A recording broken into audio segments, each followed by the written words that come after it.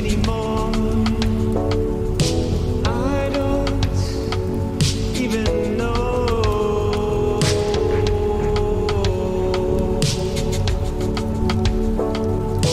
I don't even know why I try anymore.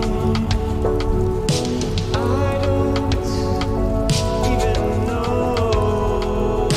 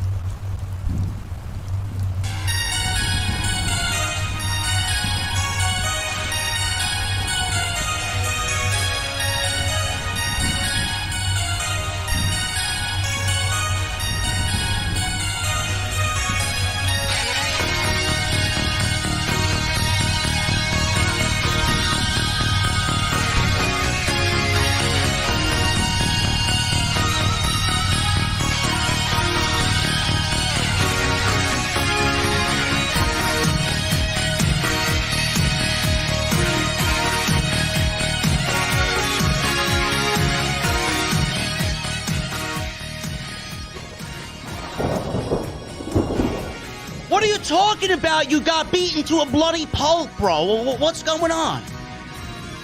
Who attacked you, bro? I need names. I need descriptions. I need a police report. I need fingerprints. You don't know why? What are you talking about? You don't know why? Do you know half of the shit that you say on Wednesday nights? It could be anybody, bro. It could be Thunder Rosa, obviously. It could be Tony Khan himself. It could be Lee Johnson. It could be Dustin Rhodes. It could be Cody Rhodes. It could be Brandy. It could be Malachi, for all we know. He might have spit black mist into your eyes.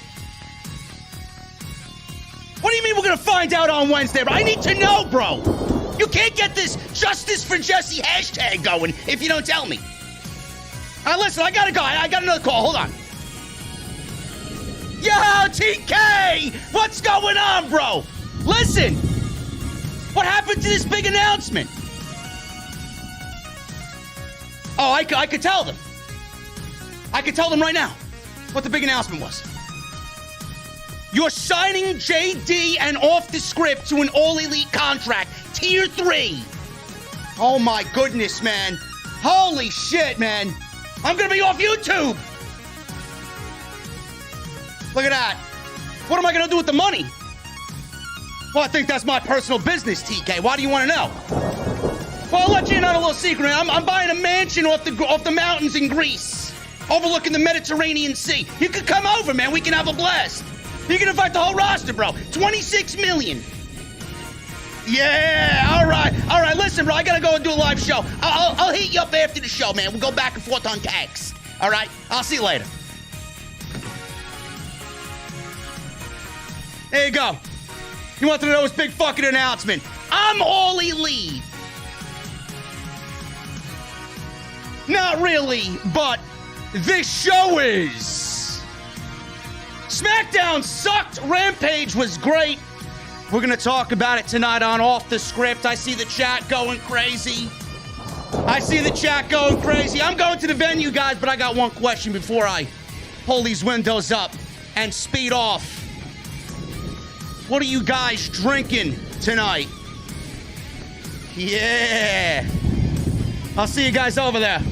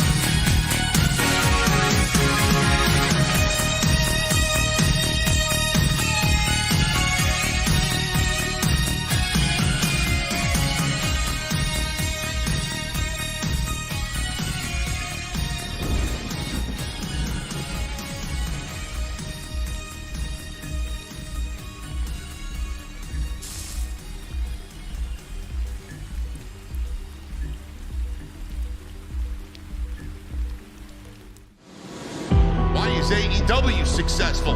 Why is Tony Khan running his promotion better than Vince McMahon and Bruce Pritchard are running Monday night and Friday night? Long-term booking.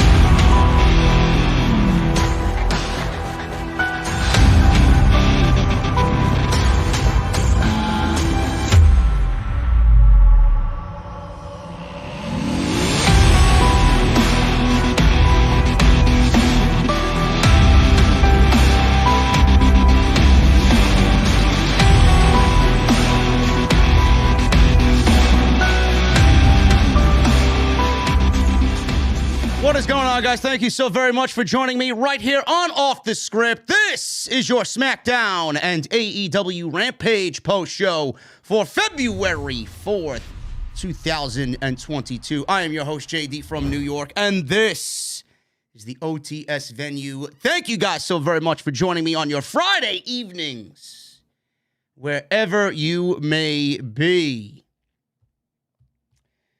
You know, I don't really want to start the show off with negativity, but I might as well get this out of my system right now, right at the top. I think you guys know where I'm going with this.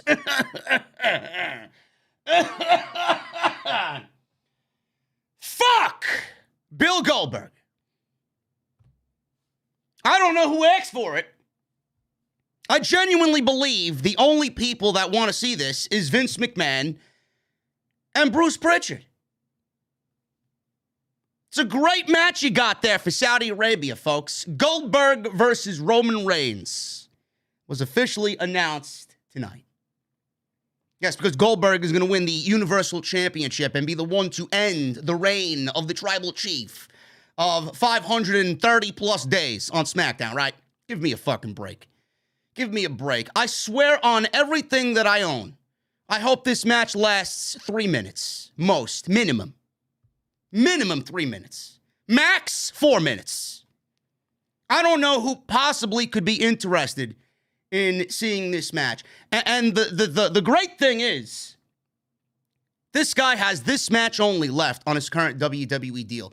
WWE would be out of their fucking minds to buy another contract and buy the services of Bill Goldberg for another 2 years. So then that means we need 4 more Bill Goldberg matches. I don't want to see any more Bill Goldberg matches. I don't want to see any more of Bill's garage. I don't give a shit what cars he buys. I don't give a shit what his son is doing. I don't care. Get him the fuck off of television. Get him away from everything WWE. This match, Vince has wanted for 2 years. He can buy the fanciest suits. He could pitch a tent in his fucking $20,000 suit in Saudi Arabia. I don't give a shit what anybody wants, man. This is the last time I pray to God that we see Bill Goldberg in a WWE ring. This is the epitome of what the product doesn't need. That is Bill Goldberg. The other thing that happened tonight, because SmackDown was nothing but rematches, this show is... I wish I took down definitions in words to describe this fucking show tonight. Hideous, putrid, horrendous, abhorrent, horrible, terrible, nightmarish, comedy, comedic. This show sucks. I don't know how anybody can defend this fucking company, man. $1 billion WWE is getting from Fox for this show. For this show. And you got people after last night's quarterly conference call where WWE raked in a cool $1 billion in revenue for the entire year last year. Everybody's chiming in. What? AEW will never compete. They're not actively financially competing with WWE. I don't know where Tony Khan laid that out in the mission statement. All these fucking geeks and these shills and these e-drones on social media coming at me because I say the show sucks, which it does. And their defense, and only defense, is, well, you know, they made $1 million and $1 billion, and next year they'll make $1 trillion, man. You know, they're making all this money, man. The stock is at $54 a share. I don't give a shit how much money they're fucking making. Why are you concerned? Why is fucking Billy Joe Bob 453 on social media with 6 followers? Why is he concerned with WWE's financial income? I don't get it. This is the only excuse that they use. Is that your excuse for the show sucking? I don't know why anybody is fucking defending this company. Why are you so concerned with what a stranger is making financially? People that don't even give a shit if you are alive or dead. Why do you care how much money they're making? Unless you're an executive, somebody in Titan Tower, a shareholder, somebody on Nick Khan's nutsack, why do you care about what WWE is making? You do realize that they're producing the worst television in the history of the company, right? In the history of WWE, this is the worst television product of all time. No, they made $1 billion last year. That's great.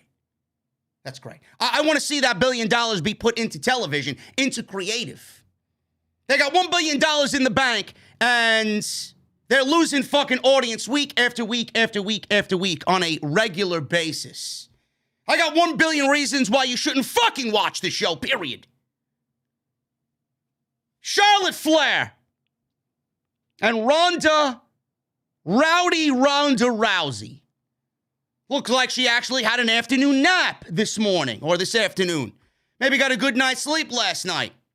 She showed up, shaking hands, slapping high fives, smiling. Looked like she woke up on the right side of the bed this morning. She didn't say good morning to the Grim Reaper. She didn't have scones with fucking death itself this morning. Showed up on SmackDown after WWE conveniently teased that Charlotte Flair would be getting Sasha Banks at WrestleMania, which is something that I will go into when we talk about this.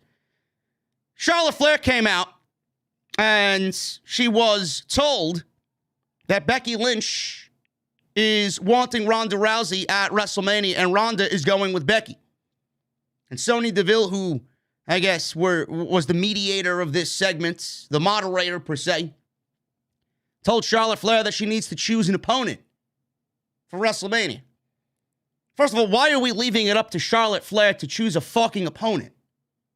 Is that how we do business? Is that how we conduct business on Friday night? No wonder the show is a fucking steaming pile of shit. You're leaving it up to Charlotte Flair to choose an opponent. What happened to management choosing the right woman for the job? You know, through wins and consistent television and good booking, right? No, but Charlotte Flair is going to be the one to choose her opponent. Just like she was in the Royal Rumble, which would have defeated the entire purpose of her winning the Royal Rumble, her WrestleMania opponent, right? It's like WWE, the common theme for WrestleMania season is do everything ass backwards for WrestleMania 38. Why does Charlotte Flair get to choose her opponent? She could have chosen anybody. She could have chosen anybody. Shotzi Blackheart, Aliyah, Natalya Neidhart. She could have chose Bayley, Asuka, somebody that's not even on the roster. She could have said Britt Baker, Thunder Rosa, Mercedes Martinez, Red Velvet. She could have named anybody. She could have fucking chose the teenage girl sitting front row this evening. Why is it up to her to choose an opponent? That just goes to show you that WWE is, right now, the worst I've ever seen it. The women's division is in complete shambles, even more so than I care to really express to you guys. And number two, WWE had laid out Charlotte versus Sasha Banks. WWE may be thinking the same way that I am, that Ronda isn't going to make it till WrestleMania. Charlotte's not going to make it till WrestleMania. This match is going to be an utter failure going all the way till WrestleMania weekend. And we may need to add somebody that has more star power in the WWE ring than both of them. And that is Sasha Banks. Sasha Banks may be added to this match at WrestleMania. In fact, I actually hope she's added to this match because otherwise, I don't know what she's doing. So the rumors were true. Dave Meltzer was factually correct in this rumor. Charlotte vs. Ronda is now official at WrestleMania. So now we have 2 WrestleMania matches in the books. Charlotte, Ronda, and Roman Reigns versus Brock Lesnar for the Universal Championship. The women's match will be for the SmackDown, obviously, Women's Championship. You know, I talked about this on Off the Script 409, which is live on the channel right now. Go and check that out if you guys missed any of the content that I've uploaded this week. Why is WWE going with Ronda and Charlotte Flair at WrestleMania? Some may say, oh, well, it's the bigger match. Some may say it is the more legit match compared to stick figure Becky Lynch nowadays. I get your point. I won't argue that. But the reason why this match is happening is not because of what you see on television. It's not because of Charlotte Flair looking more legit than Becky Lynch these days. It's not about what the bigger match is between Charlotte and Becky Lynch against Ronda Rousey. The reason why this match is happening is because Charlotte's been lobbying and politicking for this match for a couple of months now. So somebody must have clued her in. She must be in the know to know that Ronda Rousey was coming back at the Royal Rumble, and Charlotte Flair automatically put her name into the WrestleMania hat to go one-on-one with Ronda Rousey. Why would she do that? Why would she do that? I didn't hear reports about Becky Lynch lobbying for Ronda Rousey. She did that because Charlotte Flair is insecure. She did that because Charlotte Flair wants to think she's bigger than everybody else, but really she's not. She's actually the worst of the horsewomen. Charlotte Flair is not bigger than Sasha Banks, and Charlotte Flair is not bigger than Becky Lynch. She knows it. I know it. Everybody knows it. Everybody in the community knows it. Charlotte Flair is overrated. She's not the greatest of all time. She will never be the greatest of all time, no matter what a fake record, title reigns, no matter what her resume says otherwise. I don't give a shit about your fucking 8 one-day title reigns on WWE television. I don't remember any of them, so how memorable can they really be? Charlotte Flair is a hack. That's the fucking point of the matter here. Charlotte Flair doesn't give a shit about the women's division in WWE. Charlotte Flair only cares about Charlotte Flair. I know this, you know it, everybody knows it, everybody in that fucking locker room, they won't tell me, they won't reach out to me personally, or you won't hear from a Sapp or a Meltzer or Wade Keller or fucking Mike Johnson. They won't report that news. I don't need to know what they say. I don't need to know what the locker room says. I know. I feel it. I see it. The locker room is probably better off without Charlotte Flair. She's a selfish bitch. She doesn't give a shit about the women's division at all. At all. Just look at what she's done in the last 2 years. Rhea Ripley, buried. Bianca Belair might as well be buried. Everybody else in that division, buried. Has there been one new star since Charlotte Flair was leading the division as its champion for the last 2 years? The answer is no. Charlotte Flair lobbied for this match because she realized that Becky Lynch was going to get the match, and WWE was probably going to go with Becky Lynch because out of all the women in the locker room, it was Ronda and Becky Lynch that had the most tumultuous feud. Not only in the ring, but online. Charlotte Flair was playing third wheel. She was crying in the corner, saying, "Why can't it be me? Why does it gotta be Becky, man?" That was Charlotte Flair.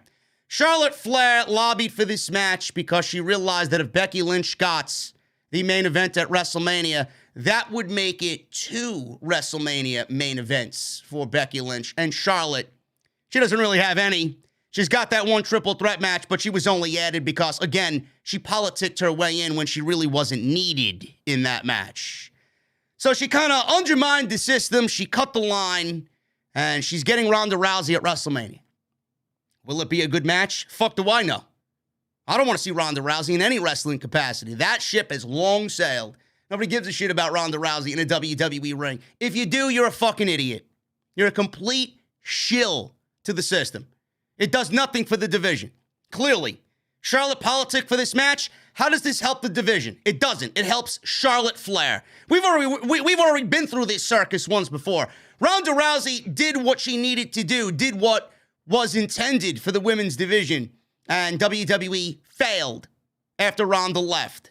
I told you this time and time and time again. What did they do with Becky Lynch when she beat Ronda Rousey at WrestleMania 35? Oh, yeah, that's right. They feuded her with Lacey fucking Evans for 3 months.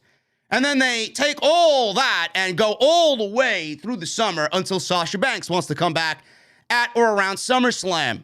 That's when the women's revolution started to finally pick up steam after Ronda Rousey had left. Since fucking April, she was gone. April, May, June, July, August. 5 months it took WWE to finally take what Ronda did and make it feel special. After that, the women's division seemingly died. It never felt the same again. So once again, I reiterate, Charlotte Flair only lobbied for this match because she could not stand to be in an undercard match with Ronda Rousey back on WWE television. She could not stand to just do the Sasha Banks match and give us the work rate match at WrestleMania. No. She's got to do the main event match with Ronda Rousey and have a subpar performance. But as long as she's in the main event, the last match on night one of WrestleMania, all is right in Charlotte Flair's world. Meanwhile, she looks behind her and all I see is a division that's fucking up in flames. That's all I see. She could care less. She could care less, or couldn't care less is the term, right? I guess if I say you could care less, you could care less, but she couldn't care any less than she does. Charlotte Flair. Awful. Absolutely awful. Other than that, nothing else happened on WWE television. AEW Rampage, we got Ricky Starks and Jay Lethal, which was a great main event tonight for the FTW title. Adam Cole is back. Adam Cole is going for the World Championship. He's already made a proclamation tonight. We got Sammy Guevara and Isaiah Kassidy for the TNT Championship. And we got Thunder Rosa and Mercedes Martinez with a big twist. We will be talking about that. Check my phone. Jesse said, let me see what TK just posted this. Hold on. The forbidden door can be opened for anyone from any wrestling promotion in the world, whether or not it's a company AEW is on good terms with, even if it's someone from a company that's open for business. They're also welcome to slam the door in the face of their prior company. I don't know what that means. They're also welcome to slam the door in the face of their prior company. The fuck does that mean? Everybody that comes in from WWE should be slamming the door in the prior company's face, man. They're bullshit artists. I don't know. Who are we getting? Who's the big surprise for TK? Is it Kazuchika Okada? Who is it? Is it Will Ospreay? Is it Keith Lee, Karrion Kross? Who is it? Wyndham? Maybe it's Wyndham. I don't know. TK's got a big announcement on Wednesday. We'll find out Wednesday, man. I'm not going to elaborate on who it is. I have no idea, man. Or maybe I do. He's in my my Rolodex on the desk here. TK's cell phone. I'll text him after the show. AEW Rampage was very good tonight. One of the better Rampages that I've seen in the last couple of months. We will talk about everything that you guys need to know on your Friday night. Jesse's texting me again, this guy. He's courting Triple H or Shane. He's courting Triple H or Shane McMahon. Is that what that means? I don't want Tony Khan to sign Shane McMahon, bro. Not after what I heard. He was willing to put over Brock Lesnar. I'll never forget that line for as long as I do this fucking show. Shane McMahon was willing to put over Brock Lesnar, but not anybody else. Like, we need Shane McMahon's approval for Brock Lesnar to be put over, right? Give me a fucking break. Brock would eat you alive, man. Brock would eat you alive. Brock would probably laugh in your face. I don't know. Maybe he is. Listen, if Triple H wants to come over and work for TK, man, he's got my blessing. Triple H has been blackballed by WWE. You guys know that story. We'll see what happens with that. But we will go over news and rumors. I got a major one. WWE may be doing a title versus title match. Roman Reigns versus Brock Lesnar at WrestleMania. Why? I don't know. I really don't know what their intention is, but we will talk about it tonight on top of everything else. Thank you guys for joining me on your Friday nights. Hit that subscribe button down below. Turn on the bell for notifications. Make sure you guys hit that thumbs up. I see 559 likes on the live stream chat. Why do we only have 559 likes, man? There's 2,100 people in the venue right now. There should be 1,000 likes minimum on the live stream chat. So if you guys are here and have not hit the thumbs up, please make sure you do that for me right now. Also, go and check out all the other videos that you might have missed on the channel, man. There is a ton of stuff, and there will be moving forward, man. I'm having a really great time doing the podcast on Tuesday and Thursday. If you missed anything this week, covering all the Shane McMahon drama, go and check it out. It's on the homepage right now, on top of Monday Night Raw and AEW Dynamite, where I flew solo because Jesse got his fucking ass kicked. in Chicago. We will find out who the culprit is on Wednesday, apparently, Jesse is telling me. I don't know who it was. Believe me, I don't know. It's not at work. It's not at work. This is a complete shoot. No idea what the fuck's going on, man. Apparently, he was beat up. His wife was there, and he got beat up. I don't know. Or maybe his wife wasn't there. Maybe he went alone.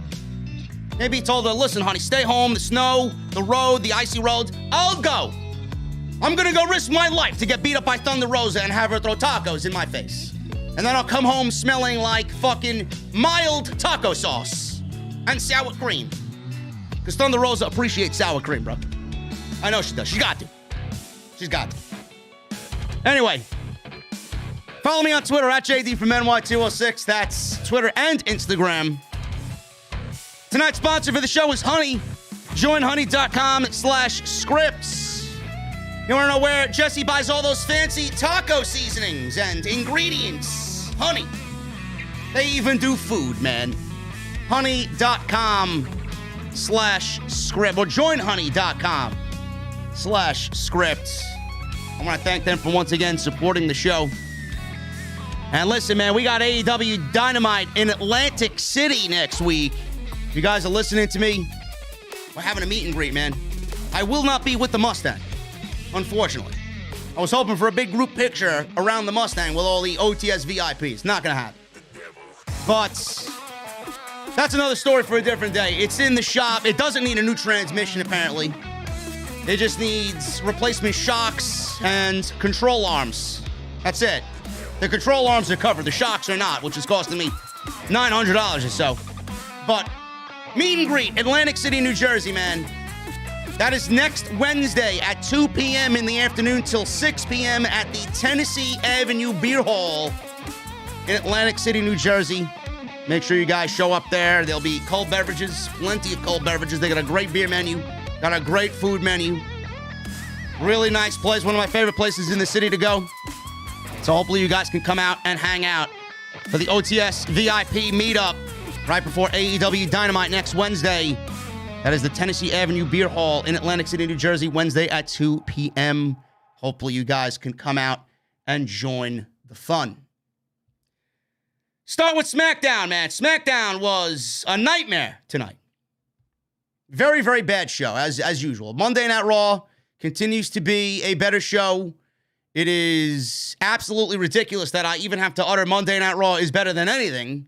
But SmackDown right now, man, oh my God. Do you guys remember Monday Night Raw before the draft? This is what SmackDown has become. This is what SmackDown has become. So clearly we start with Roman Reigns and Paul Heyman. I might as well get into the news first before what Paul Heyman said. He just went on and on and on. Long-winded promo by Paul Heyman. Apparently WWE is leaning towards a title versus title match at WrestleMania. Brock Lesnar won the WWE title at day one in a fatal five-way. Everybody thought WWE was heading towards a title versus title match with Lesnar and Roman Reigns. Soon as that happened, those plans were reportedly never in place, with WWE taking the championship off of Lesnar and putting it on Bobby Lashley at the Royal Rumble just last weekend. However, with Lesnar's addition to the WWE Championship Elimination Chamber match, the idea of title versus title has now resurfaced. This is coming from Dave Meltzer and the Wrestling Observer newsletter. Several members of the writing team in WWE believe that Vince McMahon will make the call to go with title versus title, Lesnar versus Reigns. This is why Lesnar's addition to the Elimination Chamber happened on Monday Night Raw. There were reportedly some internally, including Paul Heyman and Brock Lesnar, who were advocating for the title versus title. They were pushing for this to be the direction of the program with Roman Reigns. Meltzer says the only thing told is that at press time, the course to WrestleMania is set regarding both titles, with a number of twists and turns to come, with most of it presumably playing out in the Elimination Chamber. The feeling internally was that Vince is definitely leaning in the direction of title versus title, which would mean the originally planned WWE title match for WrestleMania is now scrapped. I don't even know where to begin with this. I don't understand why Brock Lesnar lost the WWE Championship to Bobby Lashley if this is where you wanted to go. If this is the direction that you wanted to go, then Brock Lesnar should have defeated Bobby Lashley at Royal Rumble, and we shouldn't have Brock Lesnar in the Elimination Chamber. I don't understand why we're taking the title off of Big E to put it on Lashley, to take it off Lashley and put it on Lesnar, right? Or take it off Lesnar and put it on Lashley, rather. So we go from Big E to Lesnar, Lesnar to Lashley, and now Lashley back to Lesnar?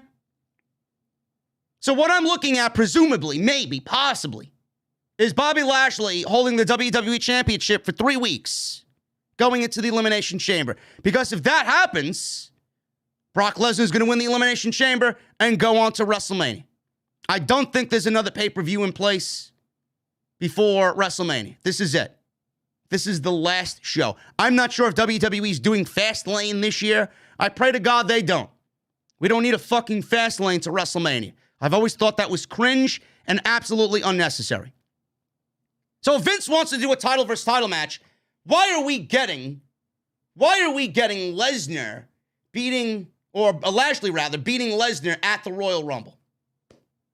Only for Lesnar to then enter the Royal Rumble at number 30 and win the Royal Rumble. And now he's in the Elimination Chamber and going to win the WWE Championship. Lesnar's doing something in the chamber that seemingly somebody should be doing at WrestleMania by winning the Royal Rumble. If Brock Lesnar won the Royal Rumble and wins the Elimination Chamber, you do realize that you negate the Royal Rumble. You make the Royal Rumble absolutely irrelevant for the road to WrestleMania. I don't know if anybody's going to be okay with that. That's not the way it should be booked. It's not the way it should really go. I don't know why you did what you did then, if this is the original plan. WWE should have absolutely kept the title on Lesnar and give somebody else the Royal Rumble. You've now made the Royal Rumble, if this is what you're going with, if this is what they go with, you've made the Royal Rumble completely fucking useless. The only thing that I want to see come out of this, if this is the direction that you're going, is Lesnar Reigns title, and we end the brand split. If you are not planning to end the brand split and unify both of these fucking titles with Reigns retiring the Universal Championship, I don't know what the fuck we're doing this for. I don't know what you're doing this for. You think it's a bigger selling point for WrestleMania, title versus title? I don't give a shit about title versus title. I don't think Roman Reigns should be losing to anybody. So how predictable is it really going to be? In my eyes, very predictable. Because you're looking at this entire storyline revolving around Roman Reigns. You've done literally everything step by step to make this about Roman Reigns. Lesnar is just another piece to the puzzle. If you're doing title versus title and this is what you want to do, and it's not official yet, and this is where you want to go, and Heyman and Lesnar are advocating for it, you need to end the brand split. There's no other reason for this match to be taking place, if that is the case. WWE has fucked up WrestleMania season. If Lesnar wins the Elimination Chamber, I'm going to tell you this again. It renders the Royal Rumble absolutely fucking meaningless. You've absolutely bypassed the Royal Rumble to do what you do in the Elimination Chamber. The Elimination Chamber is going to come off as more important than the Royal Rumble on the road to WrestleMania.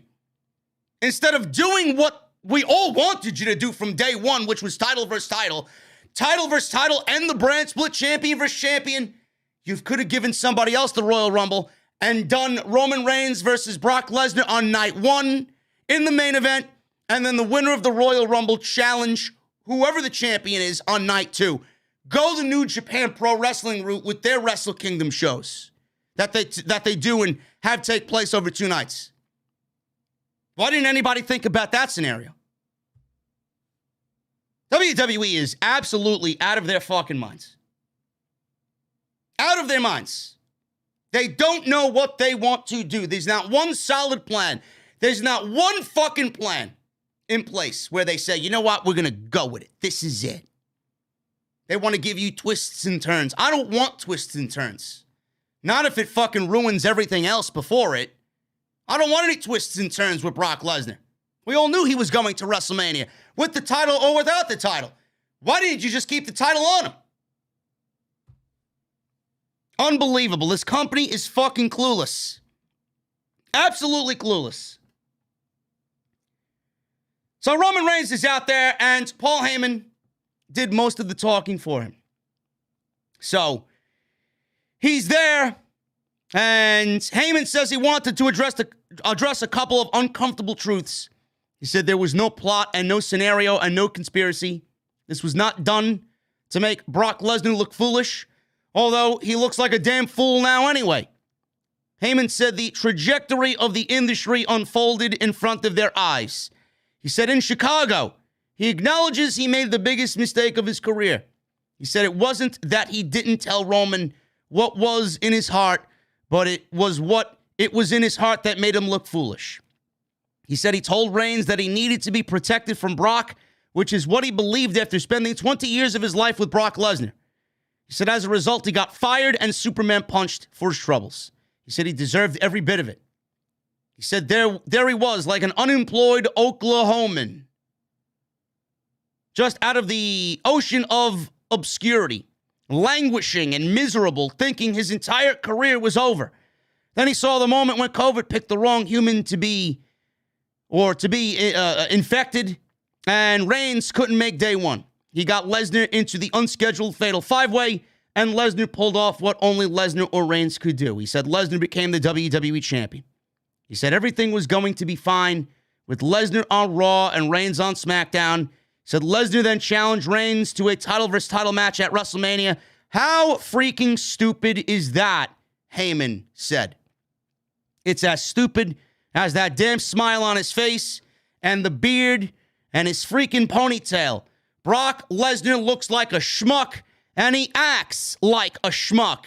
He said he only wants to challenge Reigns instead of accepting his place over on Raw. He said he knew he screwed up with Reigns and he was stuck with a Saskatchewan farmer.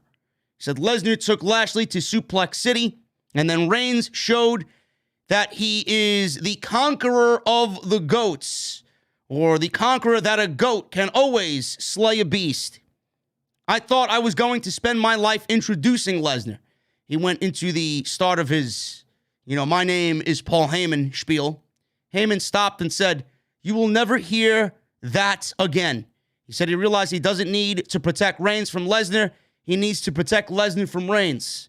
He then said Reigns offered him the hand of love, the hand of family, and the hand of the bloodline. He said Reigns offered him the hand of acknowledgement, and I handed Roman Reigns the WWE Championship, and he smashed Brock Lesnar in the face with it. And because of Roman Reigns, Bobby Lashley pinned Brock Lesnar, and Bobby Lashley is your new WWE Heavyweight Champion. He said that means there will be no winner-take-all match at WrestleMania because Brock Lesnar does not get what Brock Lesnar wants. Brock Lesnar will do what Roman Reigns wants Brock Lesnar to do. And at WrestleMania, Brock Lesnar will acknowledge the champion, Roman Reigns. He then said, everybody acknowledge your tribal chief, Roman Reigns. Heyman said, finally, in conclusion, this is OKC's chance to show a worldwide audience that they, too, can acknowledge their tribal chief. All of a sudden, Goldberg's music plays. Roman doesn't get anything in here verbally, and Goldberg's music plays. Reigns is looking at Goldberg, staring a hole in him, got this confused look on his face. Goldberg enters the ring, chants of Goldberg. He said Reigns is his next victim at the Elimination Chamber. Or I acknowledge you, Roman, he says. I acknowledge you as my next victim inside the Elimination Chamber pay-per-view. And Michael Cole said this one was supposed to happen 2 years ago at WrestleMania, but it never took place. But it looks like it will happen in 2 weeks. This was fucking ridiculous. Fucking ridiculous. You got all this shit. Nobody knows how fucking stupid this looks. You got all this shit that Paul Heyman is just going on and on and on about. And Paul Heyman's telling a story. Paul Heyman's telling a story about how everything transpired, why he did what he did, getting Lesnar the title match at day one, Lesnar winning the title, Lesnar then fighting Bobby Lashley, losing to Bobby Lashley. The conclusion of that match was all dictated by Paul Heyman. And Paul Heyman is describing all of this. And he's telling you all this story, all this backstory, needing to know what exactly happened here. And then all of a sudden, Bill Goldberg comes out to stop Paul Heyman from expressing the story and telling the story. Roman Reigns doesn't get any verbal, anything verbal in here. No. Send out Bill Goldberg to stop all the festivities, to stop the storytelling for something that nobody ever asked for. Bill Goldberg. I get that you wanted this match 2 years ago. I get it. That doesn't mean people want to see it 2 years later. Bill Goldberg is just here for a fucking paycheck. I get it. But Bill Goldberg is not really needed on WWE television. Not ever. Again. How fucking stupid does it look? This guy comes back and every single fucking thing he's in, challenging for a WWE title, challenging for a Universal title, challenging for a WWE title, challenging for a Universal title.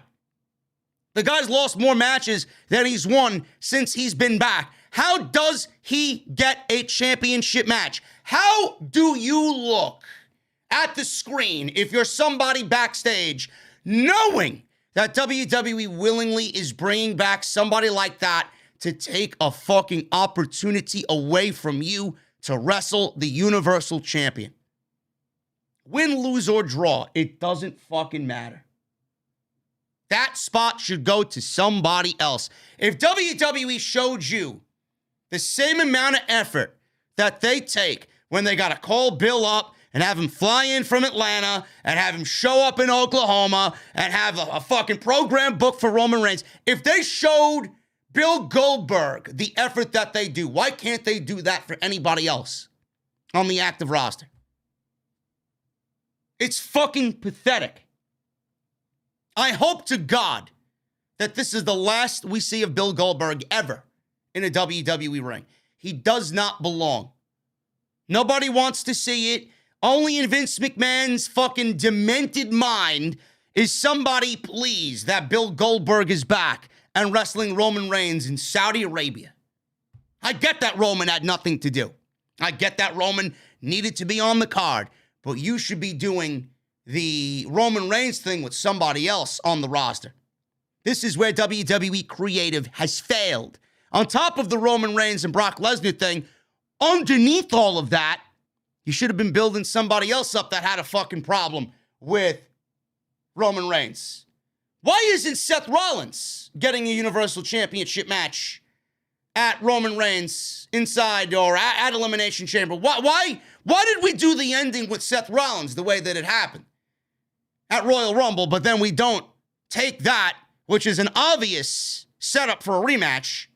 Why aren't we doing that at the Elimination Chamber? I don't get it. Why is Rollins inside the Elimination Chamber, period, when he doesn't really stand to win the Elimination Chamber? Now, he very well may, and WWE may do those twists and turns, but why is he in the Elimination Chamber when Bobby Lashley's in there, when Brock Lesnar's in there, who's the odds-on favorite? AJ Styles is, I would say, an odds-on favorite more so than Seth Rollins. I would even say Matt Riddle is an odds-on favorite over Seth Rollins. I don't understand it. No, but we want to go and do Bill Goldberg. Seth Rollins and Roman Reigns, where is that going to tie up their loose ends? Is Seth Rollins going to get drafted to SmackDown? Is he going to get traded to SmackDown? Are we looking at Rollins and Reigns sometime this summer? And if so, are we looking at the brand split ending? Because he's on Monday Night Raw. He just can't walk over to SmackDown, right? None of this makes sense. So we got Reigns and Goldberg when it should be Reigns and Rollins. Goldberg's in the Elimination Chamber trying to win the WWE title back.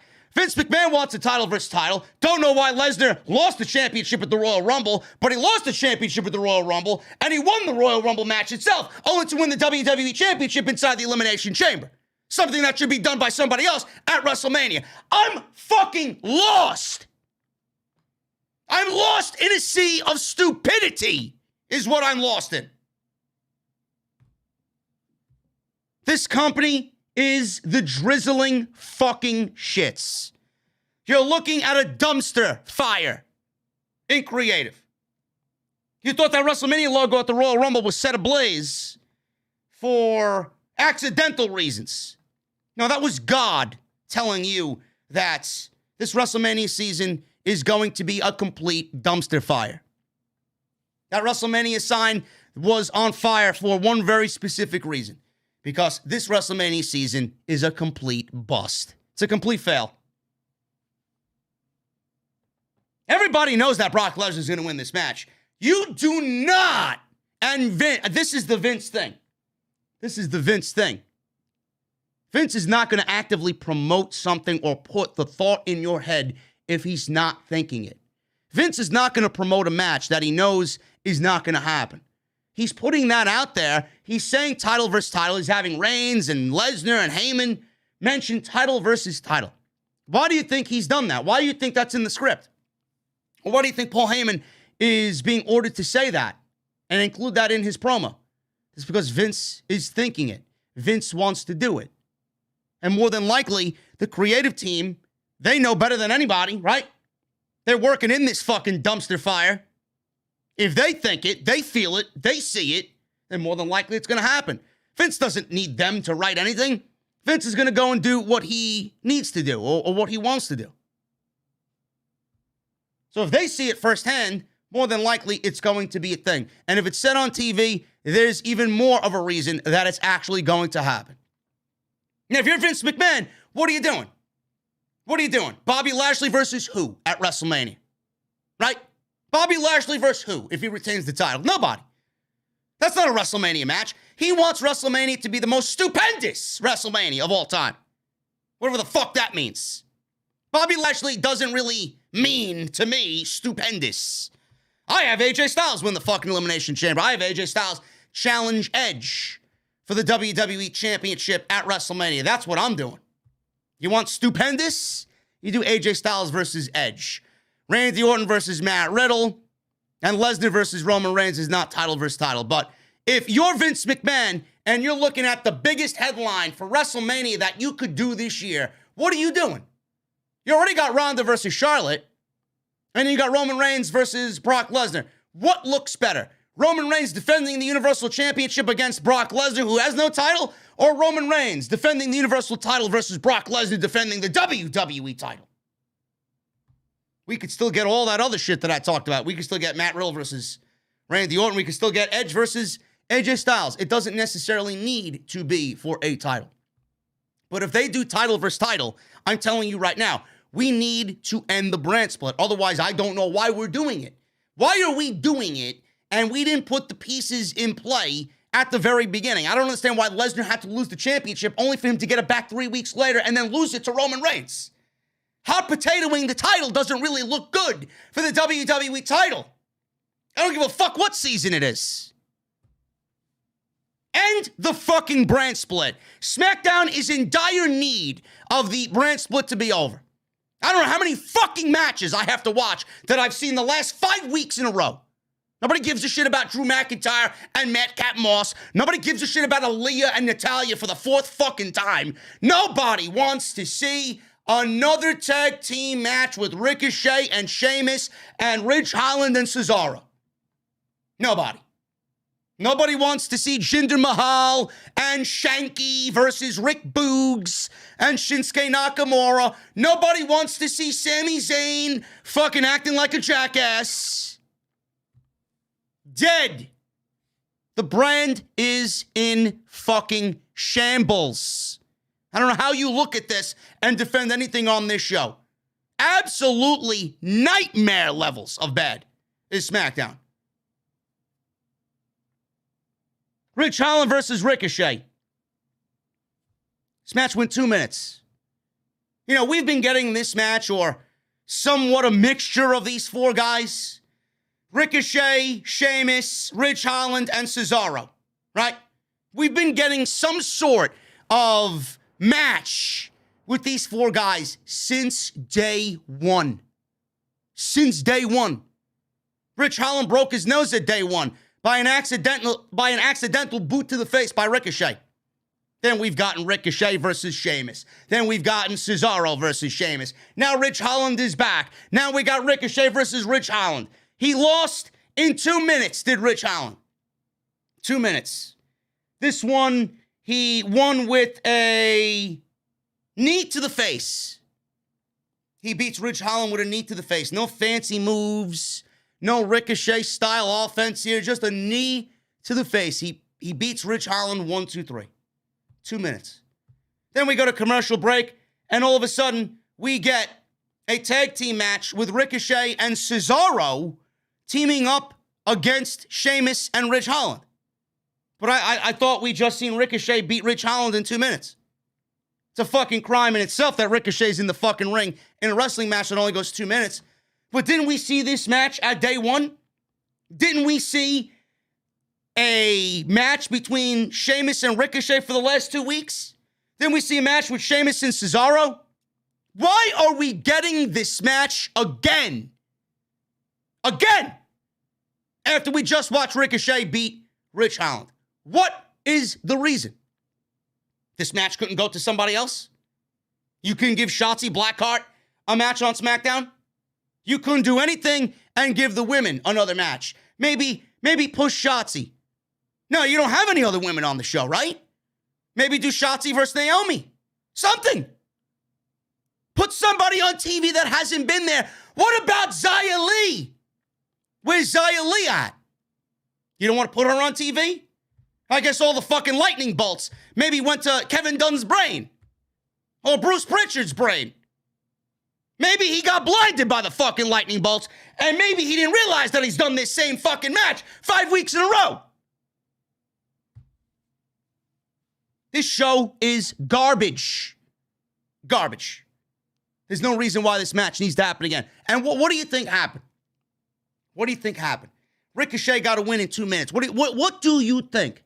What do you think Bruce Pritchard booked for this show? What do you think Vince McMahon booked for this show? The good old 50-50 split.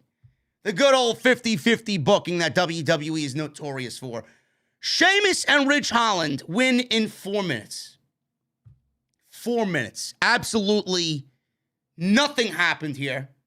We got a hot blind tag, not even a hot tag, it was a blind tag by Rich Holland, and he power slammed Cesaro for the win. So Rich Holland gets his win back after losing in 2 minutes to Ricochet, and Ricochet is on the losing tag team in the second match after he won the opening match. I don't know. I don't know. I could book a better fucking show in my goddamn fucking sleep. I can. With the fucking roster that they have, I could book a better show in my goddamn sleep. What a fucking joke. What a joke. Speaking of jokes, Eric of the Viking Raiders versus Jimmy Uso. This is WWE's idea of a tag team division. You know, they only got 4 teams. They only got 4 teams on SmackDown. They got Los Lotharios, Angel Garza, and Humberto Carrillo. They got the New Day, Big E, and Kofi Kingston, which, by the way, Big E is now a tag team specialist once again. No longer a singles guy on SmackDown is Big E. Actively removed from the main event scene. Everybody on social media crying today about Big E being removed. Well, what exactly is there to cry about? WWE botched his fucking run. WWE botched from day one Big E's title run. They gave it to him when he did not need it. They gave it to him when he did not deserve it. They gave it to him at the wrong time. It was not the moment for Big E to be WWE champion. You see, they made Big E the WWE champion because they felt like hot potatoing the title or hot shotting the title would have brought in bigger ratings. It drew nothing.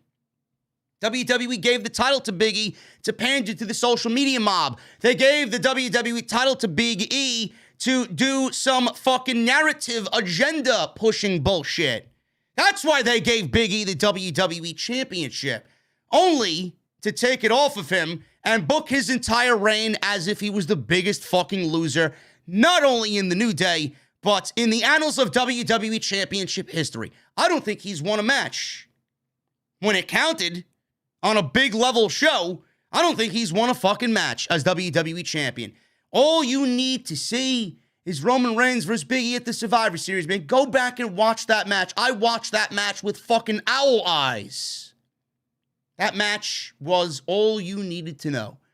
The way that they booked Big E in that match was not to be on the same level, not even fucking close. Not even the same building as Roman Reigns. Roman Reigns dominated that match. That was all I needed to see. And then they book this bullshit on Monday Night Raw where Seth Rollins and Big E gets turned into a triple threat, and then a fatal four-way. Roman gets COVID. Lesnar's in the match making it a fatal five-way, and Brock Lesnar, of all the fucking people in that match, he could have pinned anybody in that match. Could have been Rollins, could have been Kevin Owens. He pins Big E to be the WWE champion when he could have pinned anybody in that match and gotten the same fucking result. And Big E unceremoniously dumped out in the Royal Rumble, wasn't he? Weren't you guys pissed that he got dumped in the Royal Rumble the way that he did in the time that he did? He didn't even last 5 minutes. Big E is a failure in the eyes of WWE. Ratings lows, no interest. Everybody wanted him to be WWE champion. Where were you people coming out watching the show? Oh, that's right. You want to fucking stir up shit on social media and then get your way and then not support the way that WWE gave you. That's great. You're all fake. And you're all bullshit artists. That's what I saw. Because if Big E was such a great fucking champion, everybody would have come out to watch. Here's the fucking clue, folks. He wasn't. He wasn't anywhere close. And now he's stuck with Kofi Kingston in a dead tag team division that may be the worst in all of wrestling. Enjoy that. Enjoy that. Kofi never got his rematch. Big E chimed in and said Kofi was never getting his rematch. It was a crime that he never got. Now Big E's in the same boat as Kofi. They could fucking float up the river crying that they never got their fucking rematch. And here's a fucking spoiler, folks. It ain't coming. It ain't coming. Ever. Sorry. You want to talk about a big ending? There's your fucking big ending. Apropos that is his finishing move. The big ending. Don't at me. You don't like it? Go listen to somebody else. Shill your bullshit on why Big E won the WWE title. If WWE wanted to give you Big E winning the WWE title, they should have absolutely kept Bobby Lashley as the WWE champion. Bobby Lashley versus Brock Lesnar should have been booked for WrestleMania with Bobby Lashley and the New Day feuding and Big E getting revenge, cashing in that Money in the Bank briefcase at WrestleMania and winning the title and being the only second person in history to cash in that briefcase at WrestleMania. That would have been a memorable moment in front of 100,000 fucking people. No, but nah. We'll give it to him on a Monday Night Raw in Boston, Massachusetts, where the show drew a 1-5. Yeah, that's a great fucking first impression, right? It's a great first impression, right? Give me a fucking break. Viking Raider Eric. This is WWE's idea of a tag team division. You got the New Day feuding with fucking Los Lotharios. And then you got the Viking Raiders feuding with the Usos. So clearly they can't do anything against any other teams, right? See, if WWE had actual tag teams in the division, you could have done the Viking Raiders against some other team, right? You could have had them get a win going into the pay-per-view. Then the Usos can show up next week and they could get a win on SmackDown before the pay-per-view. And I don't know, maybe these teams get victories on TV. Maybe these teams develop some sort of consistency going into the Elimination Chamber pay-per-view. Oh, no. No, the WWE's perfectly content with operating a tag team division with 4 fucking teams, right? And this is their idea of tag team feuds. They got 2 other tag teams tied up, the only other 2 tag teams tied up in something, and then they got to do singles matches with the other 2 tag teams because they obviously can't give you the tag team match. What point would that be? Or what point would that make if they're doing it at the pay-per-view, right? So we got Jimmy Uso winning in 2 minutes, and Eric was distracted by Ivar and Jay getting into it at ringside. Uso splash off the top rope. Jimmy Uso splashes Eric 1, 2, 3, and the Usos get a victory over the Viking Raiders. I got a question. For Bruce Pritchard. Here, bro, listen. Who exactly does this benefit here? You know, you wanna make this match with the Viking Raiders and the Usos, but then you want to have Eric of the Viking Raiders lose to the Usos here, Jimmy Uso in particular. Who exactly got over here? How did this benefit anybody? So next week, WWE's probably going to give you Ivar versus Jey Uso, and they'll have Ivar probably go over. So the champions lose on national television in a non-title capacity, and then that is enough for Bruce Pritchard to build up a feud and develop some sort of dilemma between the Usos and the Viking Raiders. Am I on the script for next week, Bruce? Am I right? How close am I? How close am I? Guarantee we see Ivar versus Jey Uso next week. And Ivar gets his win. Because it doesn't make sense for the Viking Raiders to lose another match, right? If they lose another match, then they're probably going to have to win the tag team titles. They can't lose 2 singles matches and then lose the tag team title match, right? Somebody's got to look good. Fucking garbage. So we got Ricochet winning in 2 minutes. That's over Ridge Holland, by the way. Holland and Sheamus then beat Ricochet and Cesaro in a tag team match. That went about 4 minutes. So we got about 6 minutes roughly of TV in-ring action. And then Jimmy Uso beats Eric in 2 minutes. So we got 8 minutes. 8 minutes of in-ring TV action on SmackDown in the first 45 minutes. The opening promo segment went about 20 plus minutes with Paul Heyman and Roman Reigns with Bill Goldberg. It's unbelievable. 2 minutes. It's like they 2-minute you to death on SmackDown. How long is this match going to go? 2 minutes. How long is this match going to go? 3 minutes. How long is this match going to go, Bruce? 90 seconds. I mean, what type of outcomes are these? It's like they 2 you to death. Natalya versus Aliyah. Again. 3 weeks in a row. They're really milking this. Aliyah, 3 seconds and 3.17 seconds. So fucking stupid. They made a fucking t-shirt out of it. They can't even be original with their goddamn t-shirt designs. 3.17 seconds for Aliyah. So Aliyah wins in 4 minutes. They both went back and forth early. Natalya was yelling at the referee for whatever reason. Aliyah threw Natalya around ringside. She threw her into the barricade. She gets back in the ring. Natalya doesn't make the referee's 10 count. And Aliyah beats Natalya again, this time by countout. 4 minutes. So now we're up to 12 minutes in ring action in the first 55 minutes or so of the show. Aliyah is as boring as everybody else. There's nothing special about her. WWE's trying to get this 3.17 second thing over. It's not getting over. Nobody gives a fuck. Nobody gives a shit. How long does it take somebody to fucking change the channel from SmackDown because it's fucking terrible garbage? 3.17 seconds. I'm gonna make my own fucking 3.17 second t-shirt with a fucking remote control on the goddamn thing. Awful. Natalya is as boring as fucking bathwater. Drew McIntyre. He made his way back. He was in the middle of the ring and he said, the headline said he would be lucky to be ready by WrestleMania and he might need surgery. It's going to be out a very long time. Meltzer. I didn't say nothing. I didn't report this. Go blame those guys.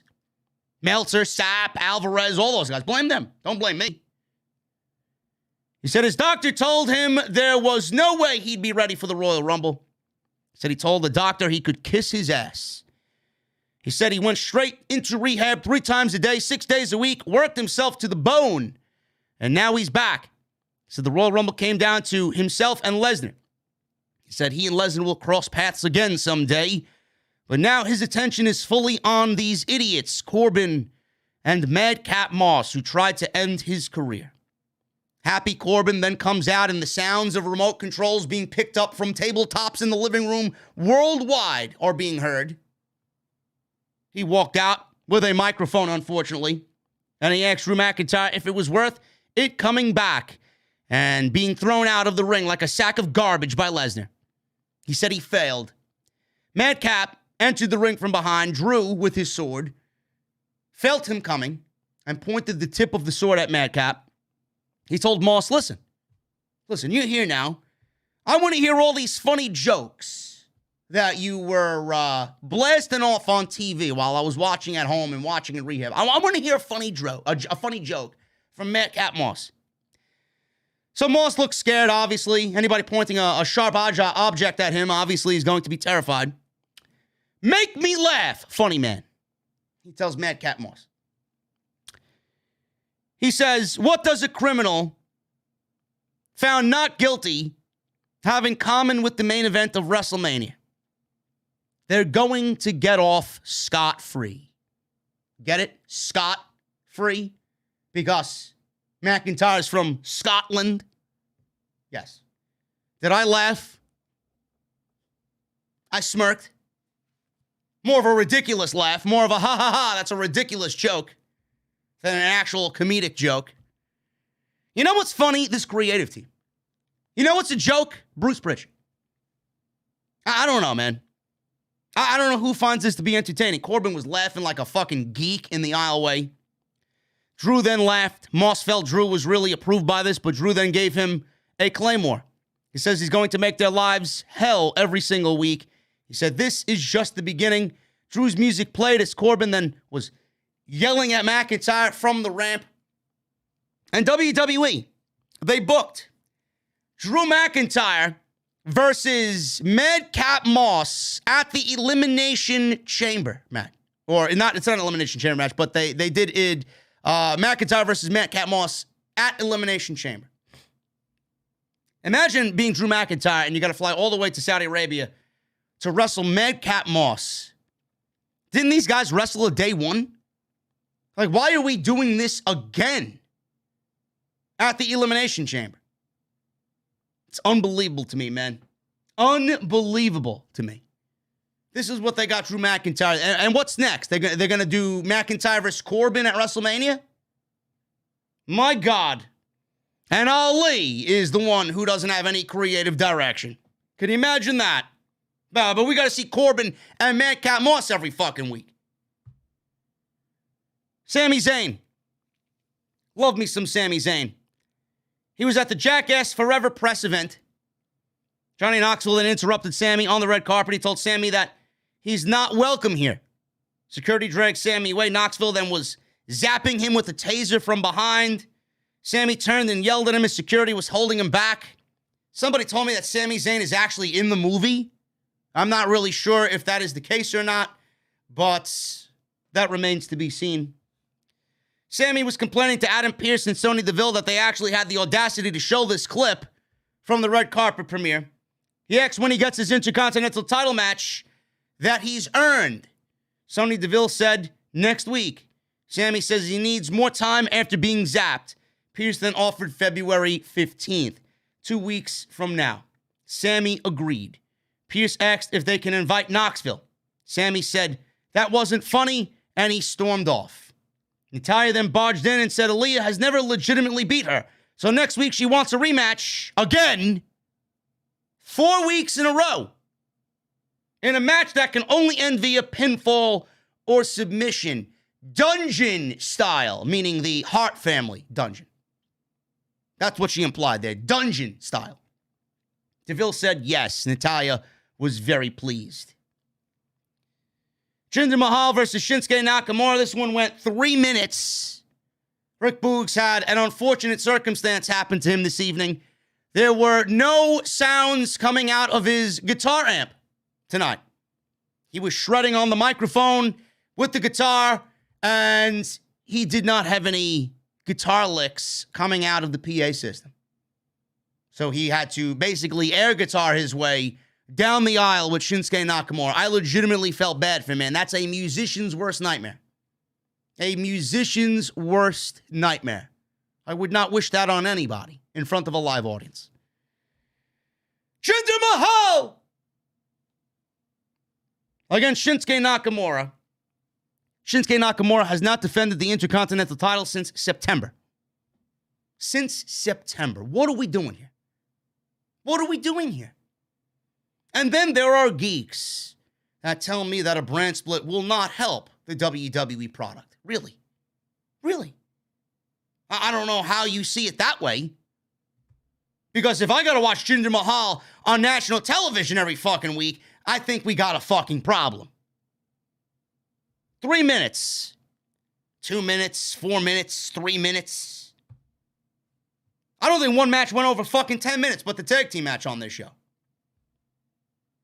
Jinder Mahal didn't even get a fucking entrance. Shinsuke Nakamura got an entrance. Sami Zayn was on commentary. Sami said nobody's better than him in the ring, and he's going to show Nakamura that when he gives him the fight of his life. Shinsuke Nakamura is at his best when I'm in the ring with Shinsuke Nakamura, said Sami Zayn. I actually have to call factual information on that. Their takeover match in Texas. Oh my goodness, man. You don't know a Sami Zayn Nakamura match unless you go back and watch that match, man. Takeover Texas. Oh my goodness. Holy shit, what a fucking classic. Nakamura's debut in WWE. Now, but Triple H was doing it wrong in NXT. He did it all wrong, right? Sure. Go and create that fucking crowd next week on SmackDown. I dare you. Or the week after. I dare you. Nakamura wins with a Kinshasa here. It's pretty much it. An ugly-looking Kinshasa. Jinder Mahal, listen, I would not be surprised if Jinder Mahal is on the list of Nick Khan's budget cut list coming after WrestleMania. The guy is utterly worthless. He serves no purpose in the WWE. None. Nakamura wins in 3 minutes. Adam Pearce and Sonya Deville were talking backstage. Naomi barged in and said that she had to know she was coming for her after what happened at the Royal Rumble, meaning Naomi. She challenged her to meet her in the ring in 5 minutes. That would be more than any match that happened on SmackDown tonight. 5 minutes. 5 minutes. Sonya said she had a meeting and a ton of emails to answer. Naomi asked about, what about next week? Sonya said that won't work because I'm giving you a match against Charlotte Flair for the SmackDown Women's Championship. So Naomi didn't believe her, obviously. Pierce then said, well, listen, you may not believe her, but you can believe me. That match is happening next week on SmackDown. Naomi smiled and then kind of gave Adam Pearce a fist bump. Naomi and Charlotte have worked well together in the past, but Naomi is not winning the SmackDown Women's Championship. It's not happening. There's no reason for that to, unless,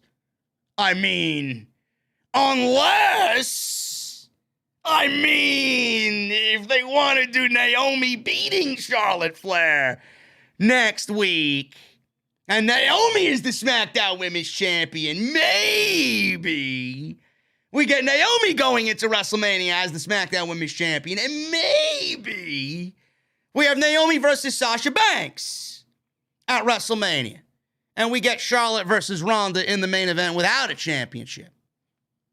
I don't know. That's the best of both worlds here, right? I don't know. We got Kayla Braxton interviewing Natalya. I fell asleep for the 30 seconds that this was on my TV screen. She asked what a dungeon-style match is. Natalya said she's going to tell her in person, meaning she's going to tell Aliyah in person. She knocked on the door to the women's locker room, and out comes Xia Li. Xia Li comes out, and she looks at Natalya, and she walks away. No lightning. I was disappointed. We got no lightning. We got no Ninja Turtle moves. All right, we got nothing. We got Los Lotharios. Humberto.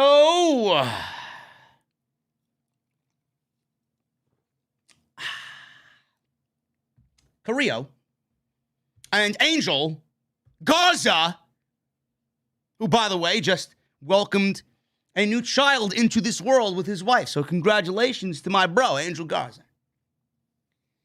You know, I like Los Lotharios. I think the makeup of the team is excellent. You see, the thing is, they don't have any direction. They can't do what they need to do to get the gimmick over or the act over. They can't do anything to cut a promo on social media to get the act over. WWE does not give them anything to work with. All they do is come out, and they finally look like they're a tag team because they're in similar attire, right? I guess that makes them a tag team because they're wearing similar attire. The only reason why WWE's paired these two guys together, and I don't want this to sound negative, but the only reason why WWE's paired these two guys together is, no, not because, Humberto wasn't a good single or Angel Garza wasn't a good single. The only reason why they paired these two guys together is because they are both Mexican. They are both Mexican men. That's why they're paired up together. This is a prototypical, stereotypical, bullshit WWE Bruce Pritchard thing. Angel Garza and Humberto Carrillo are teamed up because they're both Mexican. Are they related? I believe they're related, right? Were they half brothers or something like that? Same reason why they tagged up Asuka and Kairi Sane. No different. No different. That's why they paired Indy Hartwell and Persia Perota in NXT, right? WWE always does the same bullshit. So, I like the makeup of the team. Oh, they're cousins, right? What are they? Cousins? Half brothers? What are they? Cousins? It's ethnic booking. Yes, that's exactly what it is. But the thing is, I like this team. I like this team. But WWE doesn't give them anything to work with. Where are the vignettes? With a Los Lotharios gimmick, I want to see that oozing charisma from Angel Garza. I want to see him kind of rub off on Humberto Carrillo. I could see a prick within the making there in Humberto Carrillo if they let him do what he's got to do. No vignettes, no video package, nothing to hype them up, nothing to build them as a tag team, nothing. Nothing. They just go out there and they're cousins and they're Mexican. Los Lotharios. There you go. Off to the world you go. They're wrestling Big E and Kofi Kingston. This went 8 minutes. Wow. This went just as long as the first 3 matches on this show combined. It's crazy. It's crazy. And this was actually pretty fun for the 8 minutes while it lasted. Easily the best thing on this entire show, and that is not really saying much. Humberto had control here. Kofi leapt toward Humberto at ringside. Garza kicked him out of midair with a super kick. Nicely done there. Humberto was in control. Kofi lifted his knee on a moonsault attempt. Humberto looked like he got air on that one. Maybe Charlotte can learn a thing or 3 on how to do a fucking moonsault. Kofi then tagged in Big E. Then he tossed Garza around with some overhead suplexes. He landed his big running splash. Garza came back with a backstabber. Big E came in with a Uranagi. He tagged Kofi back in. He landed an assisted top rope bulldog for a near fall. Humberto broke up the cover. Big E then charged at Humberto on the ring apron, but Humberto moved. Big E flew through the ropes and crashed. Humberto then landed a missile dropkick off of Kofi or off of Garza's shoulders on Kofi, which I thought was their finishing move, and Kofi kicked out of that. So a missile dropkick off of the shoulders of Garza by Humberto. Nicely done. Garza went for the wing clipper, his finishing move on Kofi, but Kofi escaped, tagged in Big E. Big E landed a assisted big ending off the top rope by Kofi, and that was it. The New Day win here on SmackDown as Big E and his single run is over. The main event. Well, not really the main event, the closing segment of the show. Sonya Deville was in the ring. Charlotte Flair came out because, it's all about Charlotte. It's all about Charlotte. She's got to be out there when Ronda makes her announcement, right? So she said, Sonya, to Charlotte, she talked with Becky Lynch, who informed her that Ronda Rousey has chosen Becky Lynch to be her opponent at WrestleMania. She said she expects a contract in her hand on Monday night. She said after Charlotte beats Naomi, she will be in need of a WrestleMania opponent. She said she can choose her WrestleMania opponent. Charlotte said she has become the most dominant champion in WWE in recent years, while Rousey has been playing video games, farming, and having a baby. She then congratulated her in the most snarkiest of ways. She said she'd be worried for Ronda if she chose her at WrestleMania. She said she's never been faster, stronger, or more confident in herself. She's never been more overhyped and overrated in her entire career either. Charlotte Flair is a disaster for the women's division. She pointed at the WrestleMania sign because that's the thing to do in WWE. Too bad it wasn't on fire like it was at the Royal Rumble. So if Ronda wants to choose the other champion, the undercard, be my guest, because number one doesn't talk about number two. That's a shoot right there in front of everybody's eyes, folks. I don't give a shit what anybody says, man. That's the reason why Charlotte had lobbied for Ronda Rousey. Number one doesn't talk about number two. So if Ronda wants to choose the other champion and be on the undercard, be my guest. That is a shoot. That is Charlotte Flair shooting on Becky Lynch. So she asked the crowd who she should pick for WrestleMania. I never knew it was up to Charlotte to pick somebody for WrestleMania. I thought this was up to management. I didn't know Charlotte was a part of the creative process in WWE. She said she'll pick someone who isn't even here tonight, Sasha Banks. I'll take it. Don't give a shit about it, but I'll take it. So she told her if she's listening, WrestleMania will be the best and worst day of her life, and she'll have a contract waiting for her. Ronda Rousey's cringe music played, and out to the ring she comes. She smiles. She's shaking hands and high-fiving people in the front row. She's happy to see the fans, which I'm assuming was a fake happy, pretend happy, right? Somebody must have listened to Off the Script where I absolutely blasted her for looking like the Grim fucking Reaper out there on Monday Night Raw. Looked like she was fucking dead to the world. Didn't even want to be there. Somebody clearly watched the show and told her, Rhonda, listen, the number one podcast in the IWC on YouTube, Off the Script, JD, he said you look like that. We can't have that going around. JD's too influential. We can't have him saying that about you. You got to go out there and smile. You got to go out there and pretend to smile, pretend to shake hands, pretend to like the people. You got to do what you got to do, right? You got to make that money. You don't want to be here, fine. You make that money, you got to at least look the part.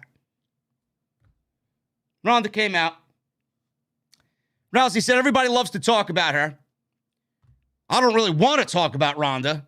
I have to talk about Ronda. It's in my fucking job description. I would rather not talk about Ronda Rousey.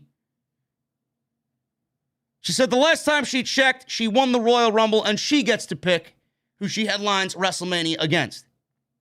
She said being a mom changed her so much, and she didn't fly halfway across the country in an ice storm to have a chat.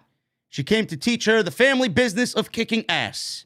She told Charlotte she's one of the many that she owes an ass beating to. You're special, and you are just first. I'll see you at WrestleMania, bitch. Got to throw that in there. It can't be a legit promo unless the word bitch is thrown around. Charlotte smiled. She held up the SmackDown Women's Championship. This title is my baby, and she's prettier than yours. So Charlotte pretty much is insinuating that her title is better looking than her baby. Pretty much calling her baby ugly. It's great. Is that how we're going to kick off this feud? If not, if it is, then you're not getting me on board. I don't care what Charlotte thinks of Ronda's baby. I don't care. Give me a break. Rousey then said nothing, and Sonya Deville said that Rousey has a terrible temper. I run the show, not you. She took off her jacket. She was ready to fight. Rousey shoved her aside, went after Charlotte. Deville leapt on Rousey's back, putting her in a sleeper hold. Charlotte bailed out. Rousey slammed Deville to the mat with a fireman's carry takeover. And Rousey then put an armbar on Deville, and that's the way the show went off the air. So, Rousey and Charlotte, I don't really want to waste too much time talking about this again. We all know why Charlotte is in the main event of WrestleMania. I think it's going to utterly and completely fucking fail. I do. I don't think they're going to be able to, what is it? It's February 5th. I don't think they're going to be able to take the interest all the way through February, all the way through March, and into WrestleMania. They have 2 months to build this storyline. You're going to give WWE 9 weeks. How many weeks are there till WrestleMania? 8 weeks or so? 8 weeks or so to build these two women going on into WrestleMania. The last thing that Charlotte Flair did in a feud with somebody was Toni Storm, and they built that fucking women's feud over the fucking title based off cream pies. Toni Storm became the cream pie queen. She became a fucking X-Videos thumbnail. Nobody wants to see that. These are the same people that you are going to entrust with Ronda Rousey and Charlotte Flair. and building a fucking feud going into WrestleMania. This will bomb. Absolutely, unequivocally fucking bomb and fail. You know, Charlotte Flair mentioned Sasha Banks. I'll have a contract waiting in the mail. I wonder if that was a red herring. I wonder if that was a line thrown in there. Because WWE could potentially have Sasha Banks on the back burner. That WWE could have Sasha Banks in the pipeline to maybe be thrown into this thing and make it a triple threat match. Maybe she could use that to weave herself into the storyline. Maybe she does get a contract. Maybe she does get a contract and has it signed, and now Sasha Banks is a part of this thing. If they do Sasha Banks and get her involved, it would be a lot more interesting of a story. I just don't give a shit about Charlotte. I don't give a shit about Ronda. I don't give a shit about them wrestling. I don't. This is nothing more than a fucking headline match that will do nothing but headline Charlotte Flair, and that's it. That's all she cares about. She couldn't give a single shit about the women's division. Neither does Ronda. Ronda's only there for a fucking payday. She don't give a fuck about the women's division. She don't. And WWE's been through this circus once before with Ronda Rousey. They did what they needed to do with Ronda. They got the women's division over. And then when Ronda left, WWE went right back to doing what they do best. Fail. Nobody was put over. Nobody was put over. Unbelievable how people just fucking sit there and willingly bend over and take whatever WWE is giving them right up the fucking asshole. It doesn't interest me. And it doesn't interest a lot of people. I'm not alone in this. And you know our reasons, and our reasons are valid as to why we don't care about this. It's not going to help the division. Ronda Rousey is not going to help the division. And what happens here? Does Ronda beat Charlotte? Does Ronda become the SmackDown Women's Champion? You know she's staying on SmackDown. You know Fox is going to be influential in that decision. If Ronda's on SmackDown, you know Fox executives want Ronda with the SmackDown Women's Championship. You got to be out of your fucking mind to not think that they're going to give Ronda the SmackDown Women's Championship. They want Ronda versus Sasha. I don't know who else is there on that show that Ronda's going to be going up against. I don't. They better do something fast because Ronda versus Aliyah ain't going to cut it. That ain't going to buy pay-per-view, man. I'm sorry. What do we do here? Does Charlotte beat Ronda? And what happens then? What do we get then? What good is Ronda at that point? She's here for a year. Clearly, she's going to win the Women's Championship. I don't know. What, Ronda's coming in to lose all her matches, right? Is that what I'm supposed to believe? SmackDown was absolutely egregious. Absolutely terrible. We're going to get into Rampage. We got 2,300 people tonight on the live stream, man. I appreciate you guys very much for joining me tonight on Off the Script. If you guys are in the chat, hit that thumbs up. Hit that thumbs up. We got 912. If you guys have not hit the thumbs up yet, please go and do so.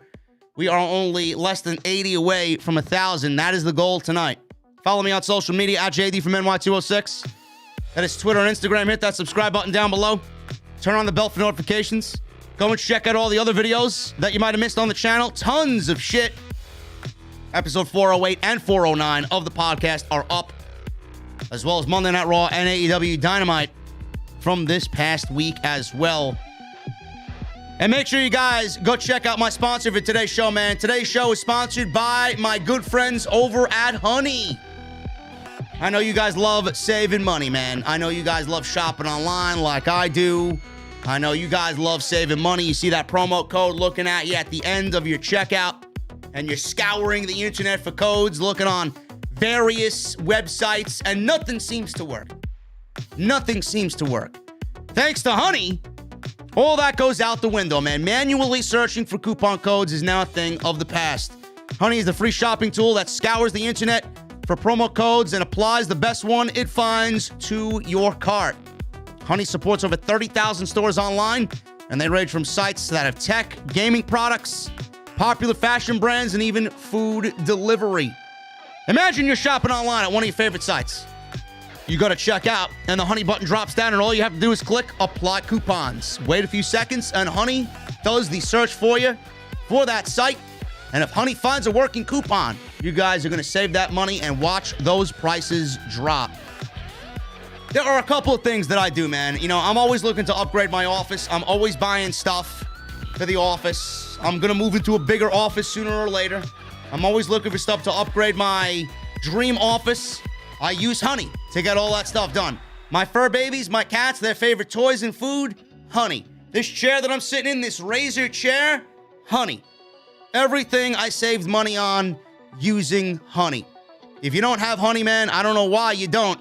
17 million members have saved over $2 billion in savings. It's literally free. It downloads in seconds. And by getting it, you guys are supporting me and the podcast. I would never recommend, and you guys know this, I've been saying this for years, I'd never recommend anything I don't use. So make sure you guys go and do that, man. Joinhoney.com/offthescript. That is joinhoney.com/offthescript. And I want to thank them for once again supporting the podcast right here on Off the Script. We are going to get into the AEW Rampage portion of this show, man. Once again, I want to be, I want to make sure you guys are aware that we got the meet and greet, okay? AEW Dynamite's taking place in Atlantic City, New Jersey next Wednesday. I will be in Atlantic City as I do live a block from the beach in Atlantic City, okay? I will be there. I will be at the Tennessee Avenue Beer Hall on Tennessee Avenue. It is very easy to find. You can't miss it. There's free parking. It's going to be great. I can't wait to see you guys. Come on out. If you're going to Dynamite in New Jersey, man, I'll be tweeting it and Instagramming it. I'll be there from 2 to 6. OTS VIP meet and greet, Tennessee Avenue Beer Hall in Atlantic City, New Jersey, right before AEW Dynamite. I will not be going to Dynamite next week. I will be going home to do the live stream with Jesse, and I will be live on YouTube. But make sure you guys come on out. It's going to be a great time. Beer, food, really good conversation, pictures. It's going to be a really, really good time. So make sure you guys mark that down on your calendar.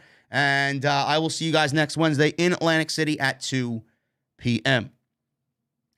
AEW Rampage was excellent tonight. Get Wendell out of the chat. Get him out. Actually, you know what? I'll do it. Wendell, go fuck yourself, bro. Rampage sucked. Get out of here, bro. Rampage was one of the better shows that I've seen in months. I thought this show was great tonight. We got 4 matches. Adam Cole opened up the show. Baby. He defeated Evil Uno in, there's that 2 minutes again. 2 minutes. Adam Cole beats Evil Uno. Evil Uno didn't even get an entrance. Adam Cole got an entrance, and he beat up Evil Uno easily, man. Started off with a pump kick. He didn't really let up. Uno came back with a hanging neck breaker and a clothesline. Uno went for a senton. Cole got his knees up. Cole followed up with a high knee super kick, and then Cole lowered the boom. 1, 2, 3. Adam Cole gets the pinfall victory. Adam Cole then cut a promo on everybody legitimately. He cut a promo, and he was really, really angry about what had happened in previous weeks with Orange Cassidy. He seemingly is upset with all the negative things that is being said about him on the internet.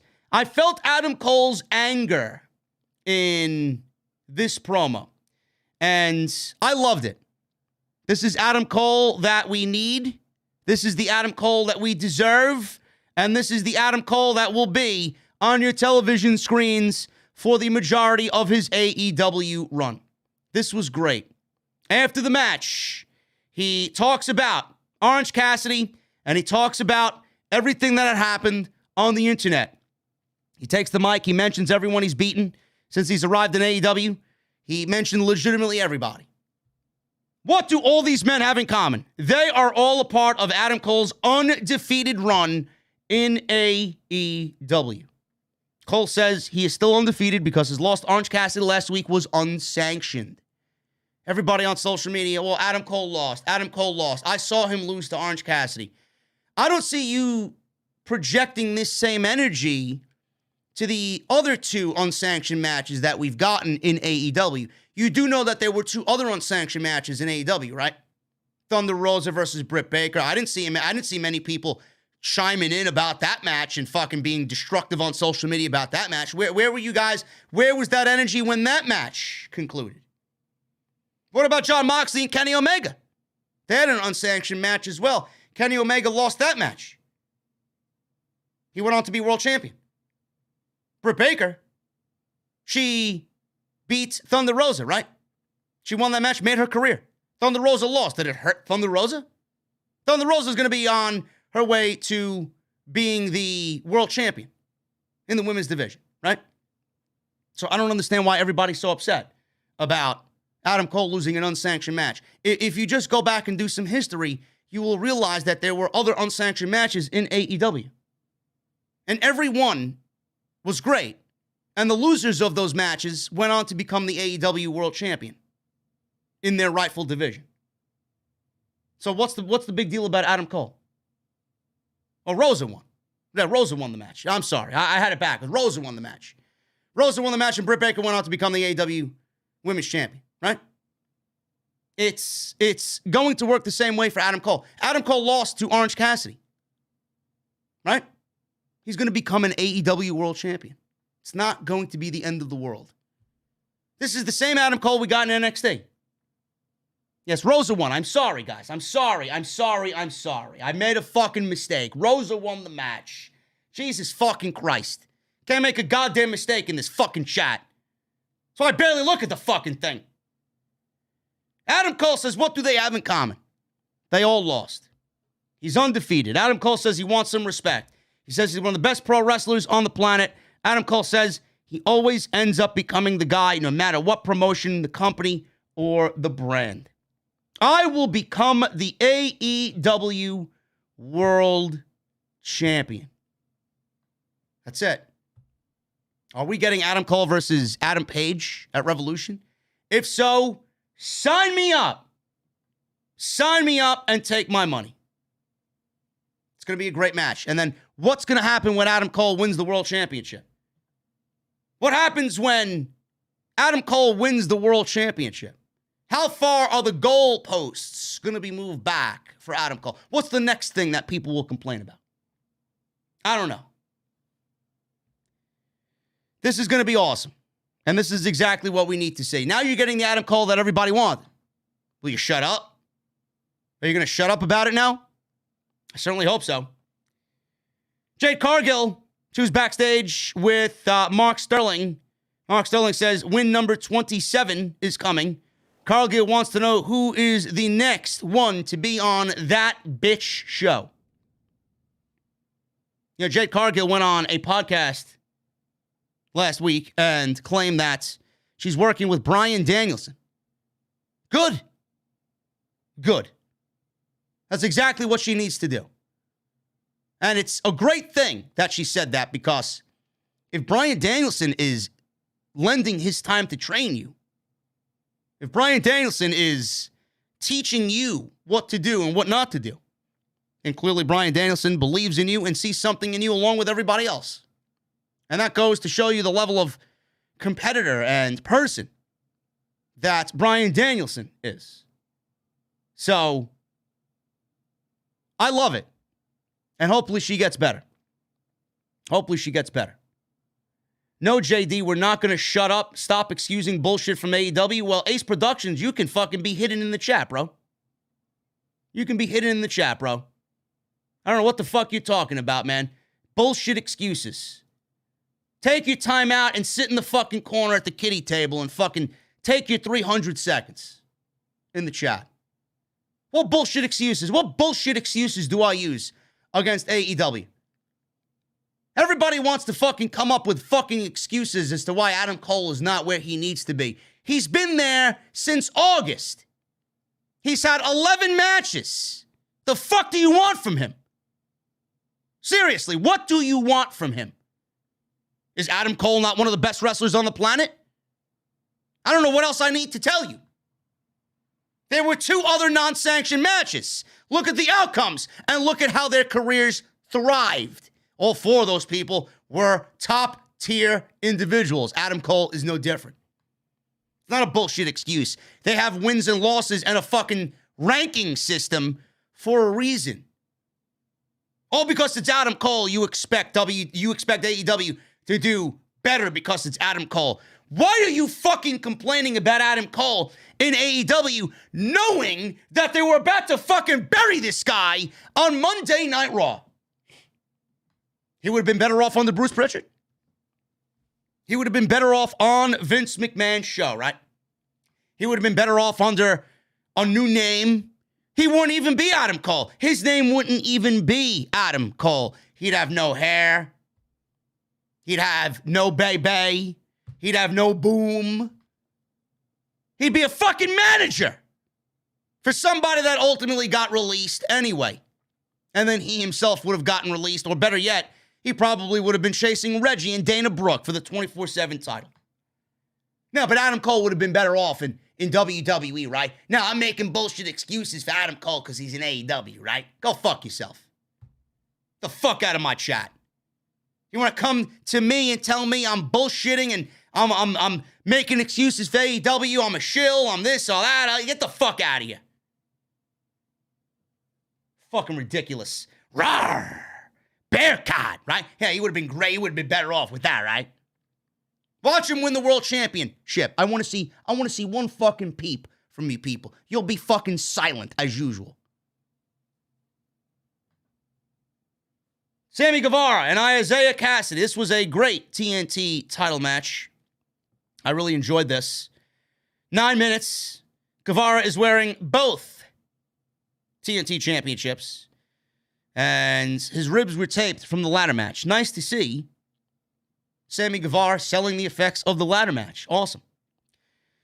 So, Guevara, this didn't stop him from doing what he needed to do here. He's always going to risk himself and do what he's got to do. Guevara hit a tope suicida over the ropes on Kassidy. He kipped up on the floor. Guevara avoided a charge from Kassidy, hit a Gamangiri. Quinn distracted Aubrey, the referee here. And Hardy hit Guevara with a side effect on the ring apron. And we go to commercial. So Sammy Guevara is clearly on the defensive here going into the commercial break. Kassidy was working over Guevara with a chin lock. Guevara escaped a back suplex and caught Kassidy with clotheslines and a ripcord knee. Guevara went for the GTH, but he couldn't hold up Kassidy because of the rib cage. Kassidy drove an elbow into Guevara's ribs further. He hit a super kick. In return, did Guevara and began to go to the top. All of a sudden, Andrade El Idolo came out. His music played, distracted Sammy, and this allowed Kassidy to catch Guevara with a sling blade into a backbreaker, then a backstabber for a near fall. So nice combination of moves there by Isaiah Kassidy. Guevara rolled to the ring apron and tried to buy himself some time here. He tried to springboard in. Kassidy caught him with a cutter. Kassidy followed up with a tope suicida to the floor and then a senton atomico in the ring. So we got Jose and Andrade down at ringside. They're encouraging Kassidy on because they are buying stock in the Hardy family office. And Kassidy is on the attack here. Guevara comes back with an enziguri on Kassidy. Decided to take Quen out with a moonsault to the floor. Double knee jump. Double jump springboard cutter on Kassidy, which looks great. One of my new favorite things is Sammy Guevara doing that double jump springboard cutter. Guevara then hit the GTH on Isaiah Kassidy to retain the TNT Championship. Really good match. Hardy family office is not looking like the investment that Andrade thought it was going to be. I hope that it just goes away completely. I think it's dead and buried, and nobody gives a shit about the Hardy family office. I am intrigued by a Hardy team with Jeff when it comes in. I think Jeff Hardy and Matt Hardy is going to be a thing. The Hardy family office is not going to be a thing. Hopefully that goes away when Jeff comes in. And don't listen to Jesse. I think we will be getting the Hardy Boys, and it's going to be great in AEW. I am more intrigued by an Andrade-Sammy Guevara TNT title match or a Andrade-Darby Allin match. Or even like we've seen a Darby Allin-Sammy Guevara TNT title match. Because that was teased as well. After the match, Andrade and Matt were going to jump Guevara. Out comes Darby Allin. He chased off El Idolo. And Allin and Guevara have a stare down in the ring. And he looks at the TNT Championship. So we got a couple of ways here. A couple of directions. We don't know where we're going. What is Andrade doing at Revolution? What is Sammy doing at Revolution with the TNT title? Is he defending against Andrade? Is he defending against Darby? Or maybe it's both. Maybe it's both. I don't know. QT Marshall cut a promo running down Hook. Marshall said he has a new student that nobody's ever seen before that will face Hook next week on Rampage. Hook is about to have his next victim. Where are all my hookers at in the chat? Hook will be on Rampage, his show. Might as well name it just the Hook Show. Next week on Rampage. Statlander. Statlander made a mistake, she says. Interview with Tony Schiavone. Made a mistake by agreeing to a match with, what's her name? Layla Hirsch. Layla Hirsch jumped Statlander from behind with a steel chair. Red Velvet made the save here. There was really nothing much to this at all. Looks like there's some mini storylines going on with the women. Not really all that interested in Layla Hirsch. Layla Hirsch apparently isn't acting professional, says Chris Statlander. And Hirsch attacked her with a steel chair. Mercedes Martinez. This was excellent with Thunder Rosa. This is exactly what the women's division should look like this year. Mercedes Martinez and Thunder Rosa showed you exactly what the women's division is going to look like in all of 2022. And if I feel like I do now, and I sense the moves that Tony Khan is going to make, we could see Toni Storm, we could see Athena, Ember Moon, Tegan Nox, Taya Valkyrie, Mia Yim. These are big names. These are solid additions to the women's division, more so than others. We could see the women's division honestly become the best women's division in all of North America if Tony Khan has his way. It should be awesome. But this was awesome. Now you see why Tony Khan picked up Mercedes Martinez for X amount of time that he's got her. This was great. And this clearly is Thunder Rosa's ascent to the top of the AEW women's division, because what happened after this match is the biggest thing in all about what these two ladies did tonight. Martinez is great.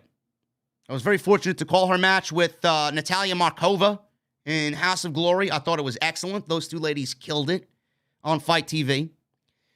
Rosa attacks with a dropkick right at the open of the bell, man. She came down. She doesn't have no flag. She's not representing anything. She comes down, took off her jacket, threw it fucking behind her. She walked down the aisle as if she had Jesse in her mind, man. She was looking to kill somebody. She was looking to dump tacos all over Mercedes Martinez. Right at the bell, dropkick. Martinez is up against the ropes here, already fighting off Thunder Rosa. Rosa takes down Martinez, delivers some elbow drops. Rosa chokes Martinez over the second rope. She follows with a running dive onto Martinez's back. That sends them to the outside, where Rosa hits a suplex on the outside. Rosa rolls Martinez back into the ring. Rosa delivers some more offense, kicks and punches, and locks in a camel clutch even. Martinez got zero offense in on Thunder Rosa. She then reverses Rosa, does Martinez into a spine buster to take control. Martinez brings Rosa down from the top rope a couple of moments later with an avalanche Death Valley driver. She only gets a 2 count on that cover attempt. Martinez puts Rosa up for the razor's edge. Rosa escapes and takes down Martinez. Martinez rolls to the outside. Rosa goes after her. Martinez goes underneath the ring, I think, and finds a metal pipe and hits Rosa square in the face with the metal pipe. The referee calls for a disqualification. This is a rarity in AEW. Mercedes Martinez intentionally gets herself disqualified. Thunder Rosa wins by DQ. Backstage, Tony Schiavone caught up with Mercedes Martinez after the match was over. In comes Britt Baker, and she shows up and tells Martinez, what happened here tonight, this is not what they discussed. Baker makes it very clear that she was the one who brought in Martinez to go after Thunder Rosa. Baker says Martinez needs to finish the job next time. The name on the checks is Dr. Britt Baker, DMD. There you got it. The storyline arc that we were waiting for. Why is Mercedes Martinez here? Why did she show up in that match with Rosa and Jade Cargill in the TBS tournament and ruin Thunder Rosa's chances because of Britt Baker. Britt Baker wants Thunder Rosa eradicated. Thunder Rosa is the only name that right now is going to serve to be a threat to Britt Baker's title reign. She knows it, and everybody else knows it. Britt's beaten everybody. I love the fact that they brought this to light, and Mercedes Martinez was brought in by Britt Baker to take out Thunder Rosa. The DQ, obviously, is a rarity. There you have it. They did a DQ ending. Why? Because this is not over. Rosa will overcome Mercedes Martinez. Rosa will get her match with Britt Baker at Revolution, and it may end up being the main event of the show. And if I have my way, it will be inside a steel cage for the AEW Women's Championship. Just because of the outside interference with Jamie Hayter and Rebel and Mercedes Martinez floating about a steel cage, one with the top.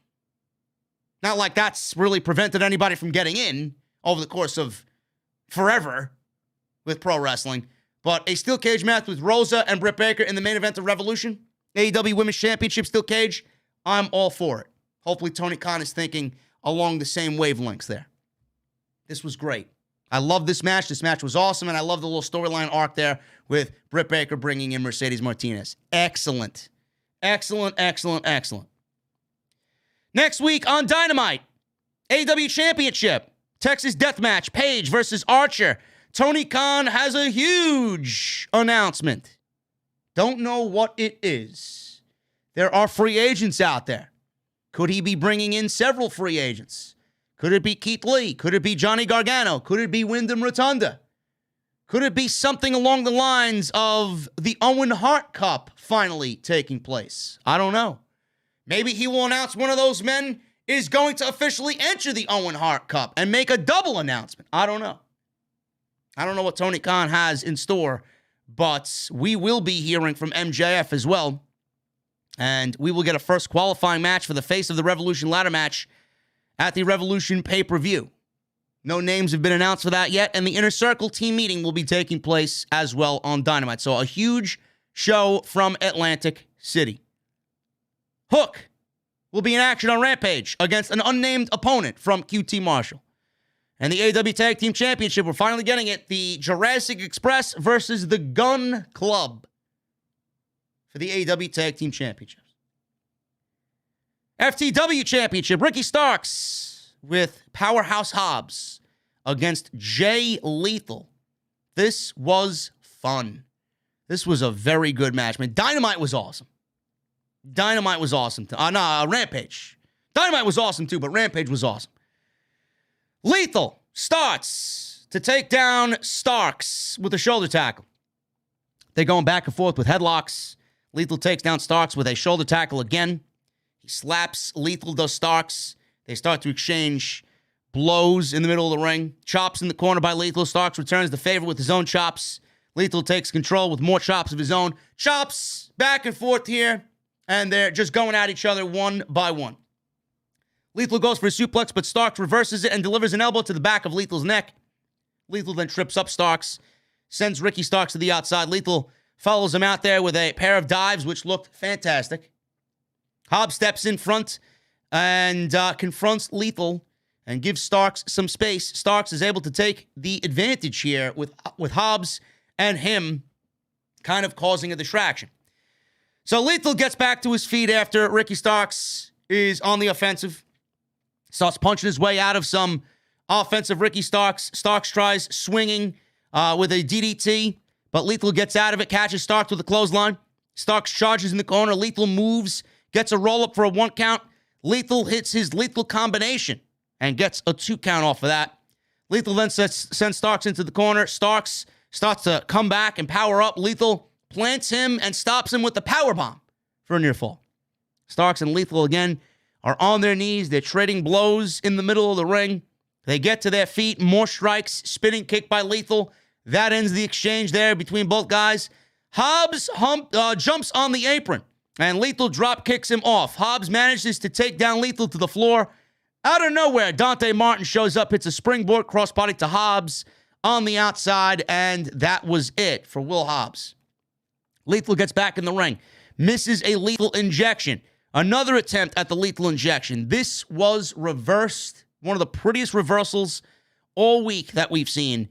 Lethal injection reversed into the Rochambeau by Starks to get the pin. It looked perfect. Absolutely perfect. It looked so perfect it almost looked like it was out of a video game.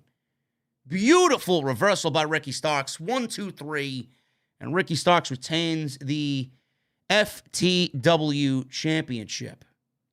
This show was very good tonight. Very fun. More Ricky Starks on my TV. More Jay Lethal on my TV. I love these guys. These guys are awesome. And they had a great match. And Rampage was fun tonight. Rampage was very fun tonight. And I love the last couple of episodes of Rampage, man. It's nice. It's nice consistency. It flows together. They're selling storylines, and they're doing their own thing on Rampage. You got AEW doing all the major shit. You got the little low-key storylines like the Gun Club and Ricky Starks and Team Taz, and you got Hook over here doing his thing, right? You got Thunder Rosa and Mercedes Martinez. That match, hopefully the next match that they do is on Dynamite, because I thought these two ladies killed it tonight. But, you know, it was a very good show. Very pleased with what I'm seeing out of Rampage as of late, because I don't like the taped atmosphere. I don't like the 4-man commentary teams on most weeks. Tonight was a little bit better because it was just Jericho, Excalibur, and Taz. I don't like the 4-man commentary booth on a weekly basis. It was a fun show. It was a fun show. And AEW is doing their thing, man. Very good. And I'm very excited about Revolution. Guys, we are going to go over the Super Chats in just a second. I want to thank you all very much for hanging out with me tonight on the Off the Script post show here for SmackDown and Rampage. Again, meet and greet next Wednesday. We got the Dynamite show happening in Atlantic City. I will be in Atlantic City at the Tennessee Avenue Beer Hall, 2 p.m. to 6 p.m. right before Dynamite. Drinks, food, gonna be awesome. It's the Tennessee Avenue Beer Hall on Tennessee Avenue in Atlantic City. So if you're going to be in the area, going to the show, if you're watching here and from Jersey, Philly, Pennsylvania, New York, come on out, man. Let's make it a big deal. There'll be merch there. You guys can buy merch. It's going to be awesome. Make sure you guys go and check out all the other videos that you might have missed on the channel. Everything's on the homepage. Hit that thumbs up. We got over 1,000 likes. Thank you guys very much for that. Continue to get your Super Chats in. Hit the join button. Become VIPs. And once again, thank you to Honey. JoinHoney.com/offthescript. You guys are awesome for all of your support in every which way here on the show, man. Let's start at the top. Ryan Heisler with a $4.99 Super Chat. Have a great birthday on Sunday, JD. I can't even begin to tell you how much I enjoy your content. Enjoy Dynamite on Wednesday. Hashtag OTS for life. Cheers, bro. Thank you, Ryan. I appreciate you, brother. Birthday's going to be very low-key, man. Some drinks in the city at a nice cocktail bar. Nice dinner beforehand. That's it, man. Not doing much. Not doing much. Turning 40. I'll be 40 years old on Sunday, man. Do I look it? No. Do I feel it? No. I guess that's a good thing. Ryan Shepard with a Canadian $5 Super Chat. Is there anyone in the company less likable than Charlotte? Yeah, Bruce. Between her no selling opponents, no selling promos, she is the absolute worst. I can't stand Charlotte Flair, man. I legitimately can't fucking stand her. If she disappeared tomorrow, I would not shed a tear. If she quit tomorrow, I would not shed a tear. I don't care. You would not hear a fucking thing out of me, man. Awful television is Charlotte Flair.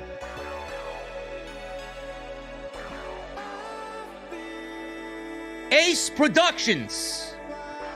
You're still going at it. There are plenty of other people on this roster that Adam Cole could be feuding with besides Orange Cassidy. Orange Cassidy is the mascot of this division. Let's not get that wrong. You know, I'd love for you to show this amount of energy for Wendy Chu, who's basically a female version of Orange Cassidy on NXT 2.0. Nobody has a fucking problem with her wrestling in fucking pajamas, though, right? You know, the funny thing is, like Ace Productions, and he's been here. He's been here for many streams, man. I find it very bizarre how you put down Orange Cassidy's wrestling ability. What people don't seem to realize is that Orange Cassidy is a good professional wrestler. I don't understand you people. He's the mascot of the fucking company. He's a damn good pro wrestler. And Adam Cole is the best pro wrestler. Maybe the best in the world. He could be the best in the world on any given day. So where does that go? Or how does that look to Adam Cole if he wants to work with Orange Cassidy? You don't think Adam Cole knows talent?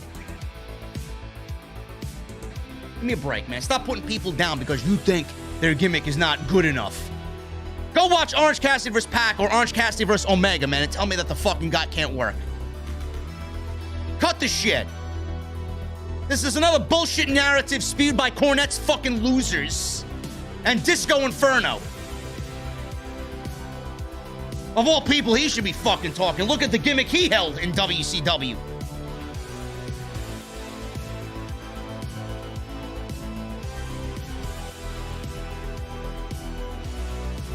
Michelle Moran, $5 super chat. 3 reasons why I don't watch SmackDown. Charlotte, Ronda, and Goldberg. I'll just watch her show instead. Who do you think will end Cole's undefeated streak? I'm not here to think about that, Michelle. Let's get Adam Cole to win the World Championship first, and then we'll talk. Tony Brown with a $9.99 super chat. Aliyah is a certified piece of candy. I love candy, JD. Oh, Tony Brown, you got some good taste, brother. You got some good taste, my friend. Jay Coyle with a $5 UK super chat. I think we all rolled our eyes when Goldberg's music played. Hopefully it's just a squash match for Roman Reigns. Should be. 3 minutes minimum. 5, I'd say, max. 5. Goldberg will be blown up before he even gets to the fucking ring. And Jay Coyle with a $40 in UK super chat to follow. Thank you so much, Jay Coyle. I've been following you since 2016, and without knowing, you've helped me through a lot. Your videos and streams give me something to look forward to almost every day. So thank you, JD, and I hope you have a great birthday. Thank you, Jay Coyle. That means a lot to me, brother. Thank you so much, man. Ryan Shepard with a $5 Canadian super chat. Damn, forgot to mention happy birthday. As years go by, the whiskey gets smoother. Enjoy, man. You've earned it. Thank you so much, man. I'll be having some fine whiskey tomorrow with some really good people in celebration of my 40th, man. Just that fucking seltzer splash in my eye. Good thing it ain't really liquid death. SmackDown is liquid death, man. Legitimately. Susan D'Ambrosio, thank you for the recommitment. Hey, JD, I know your birthday is coming up on Sunday, but I wanted to wish the king of the IWC happy birthday. Also, SmackDown tonight sucked. Thank you, Susan. Thank you for the recommitment to the OTS VIP Lounge. MGM Bowling with a $4.99 super chat. Having an awful week. Hope after this show it cheers me up. I'm sorry to hear that, brother. Hopefully what you're going through subsides, and look forward to next week, man. Next week's a new week. Marcus Thomas. Thank you so much for the donation, brother, as I struggle to get music playing here. $5 super chat. Goldberg buried Kevin Owens in 2017 and Bray Wyatt in 2020. I hate Goldberg.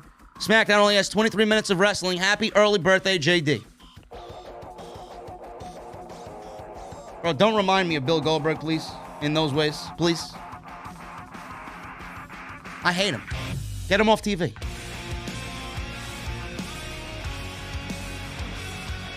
Ricardo Linnell with a 19-month membership. Ricardo, thank you so much, brother. Happy birthday to the tribal chief of the IWC, JD, you fucking beast. Close your eyes, make a wish, merge the rosters and titles, and fuck Bill Goldberg. Thank you, Ricardo. You'll be well on your way to that gold mic, bro. Raging Texas 85 with a $5 super chat. He leaves me a super emoji con that says, good job.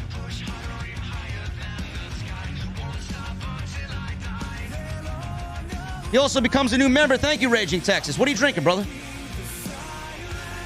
Jerry Winters with a $20 super chat. He says, happy birthday JD. Thank you, Jerry Winters.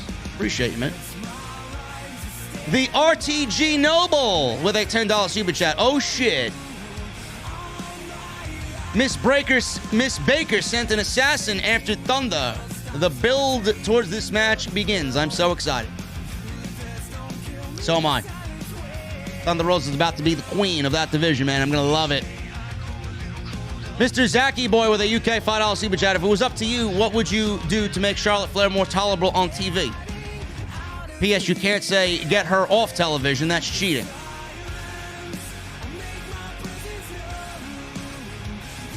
Less robotic.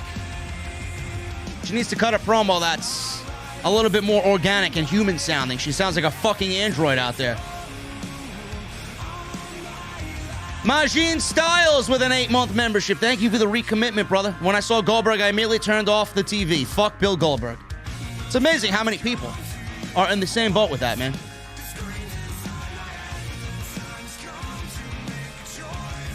Jacob Donnelly with a $5 super chat. Why does Goldberg somehow look worse every time he's on TV? Apparently he needs surgery on something. I don't think the guy can barely walk, man. He needs surgery on something. He's waiting until after his run is up here so he could go get surgery. Otherwise, we'll never get rid of him. Sean Watkins with a 6-month recommitment. Thank you, brother. Vince McMahon fires entire roster. Budget cuts.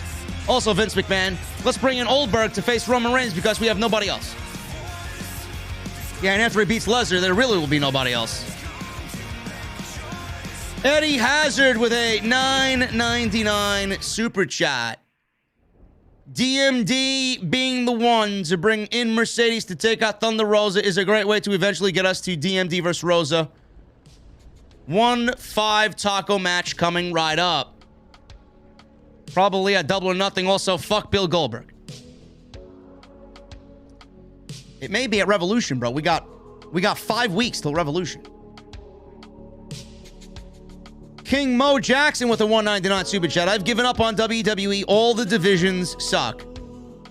Yes, they do. Eric Newton with a $5 super chat. How the hell does WWE keep finding ways to lower the bar? I've never seen WWE this bad. I like some of the talent, but I hate how they are booked. The creative have given up, bro. When you got $1 billion in revenue coming in nearly every quarter, who gives a shit? I mean, honestly, who gives a shit?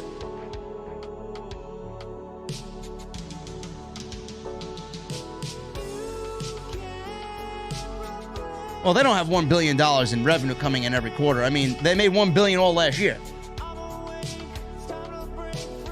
I mean, it's ridiculous, man. That's all they care about, the money. When they got that type of money coming in, they don't give a shit what's on TV. To them, they are doing right. Gotta hit them where it hurts. King Mo Jackson, $1.99 with a super chat. When is Critiques and Connoisseurs coming back? Hodge and I are going to get together this month, bro. Hopefully, preliminary stuff starts this month, and we start filming in March. Sean Stegers with a $20 super chat. Never done this before, but for you, I felt it was worth it. Been following for a while now, and although I don't agree with you always with your takes, you keep it real and you're consistent. I'm warming up to AEW. Stark and Lethal was nice. Listen, man, that's the most respectful thing you could possibly ever say, man. That's the type of shit that I would love to get on Twitter. JD, I know you love AEW. I know you like AEW more than WWE, but I'm warming up to it. I think Starks and Lethal was nice. That's great. They got some great shit over there, man. Listen, open your mind. AEW's doing it the way WWE should be doing it on television. If you love Triple H's NXT, man, this is pretty much the same thing. Pretty much the same thing. And we all knew how great that was. I appreciate you, man. Never done it before, never super chatted. Hopefully we see you back in the venue, man. Thank you. Me Wilson with a $9.99 super chat. JD, it is good to be back. It's been a while. Been busy with work and dealing with family stuff. But I have caught up on the shows after you go live and plan on resubbing to the VIP room soon. I appreciate that, me Wilson. Thank you for the $9.99, man. Whatever you were dealing with, take care of it. We'll always be here, man. We're not going nowhere. Scott Toto with a $5 super chat. It begins again. Wyndham promos, they're amazing. Gotta see. Confirmed heel Jesse. Still IWC champion. Jesse's the champion of nothing. He's not even the champion of his own household. He makes shitty tacos. He got his ass beat and he got mauled outside Wintrust Arena in Chicago. And the It Begins Again Wyndham promos are all fan-made. They're not real. They're not officially Wyndham Rotunda. King Mo Jackson with a $1.99 super chat. Shane in AEW. No. Wyndham and Keith Lee in AEW. Yes, I hope so. Keith Lee is all but confirmed, man. Keith Lee is not going anywhere else.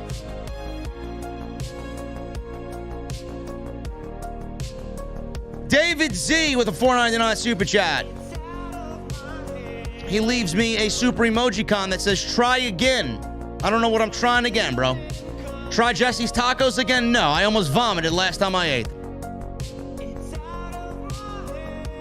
Theo with a $9.99 super chat. JD, would you mind a Sasha Banks versus Britt Baker match? What are your thoughts? Of course I wouldn't mind. I love both ladies. Christian Shea with a $4.99 super chat. Why is Goldberg facing Roman Reigns at the Elimination Chamber? Because Bruce Pritchard and Vince McMahon needed something to jerk off to in Saudi Arabia. Sean Steegers with a $10 super chat. I've accepted the fact that WWE puts entertainment before wrestling. You had a live about your birthday. So happy birthday. Yeah, no more Ronda. Her first run was enough. Goldberg just gets a title shot. Shaking my fucking head.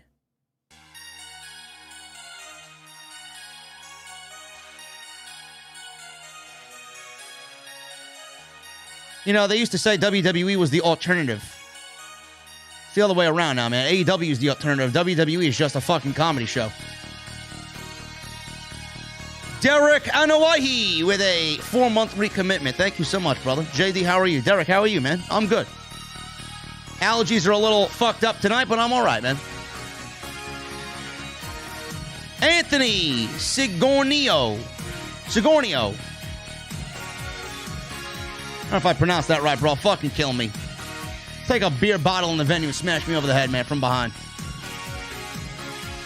The G is silent in my last name. So it's Signorino. I'm Sicilian. Just curious how you feel about Jake Hager and the way he's booked. I don't give a fuck if he's on television or not. And Anthony, I'm Sicilian too, man. 100%. Nice to see the paisans in the fucking chat, you know? We got Breezy. We becoming a new member. Breezy, what are you drinking, Breezy? Round is on me. And don't tell me H2O, otherwise I'm going to have to dump you. Bradley Robinette with a $1.99 super chat. Jesse, I'm sure, got attacked by Thunder Rosa. And happy early birthday, JD. Thank you, Bradley. I have information that it is not Thunder Rosa. It is not Thunder Rosa that's mauled Jesse. Laura Conway, $4.99 super chat. Happy early birthday, JD. I hope you have a great one. Sorry I haven't super chatted in a while. Money's been tight. Love you and OTS. Laura, don't worry about it. You here, that's all that matters. You give what you could give when you can give it. If you want to give it. It's never a priority. It's always up to you guys to show your generosity, man. Thank you. Solo Youngin Ford with a $2.99 super chat says next time with a super emoji-con on YouTube. Next time for what? Next time spitting Jesse's tacos before they're served to the table? Serve sour cream next time. Okay, gotcha. I will do that.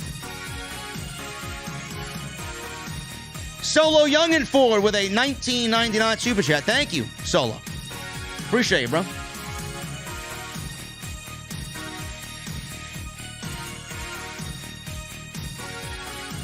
Smelly Wrestling Geek with a 5-month membership.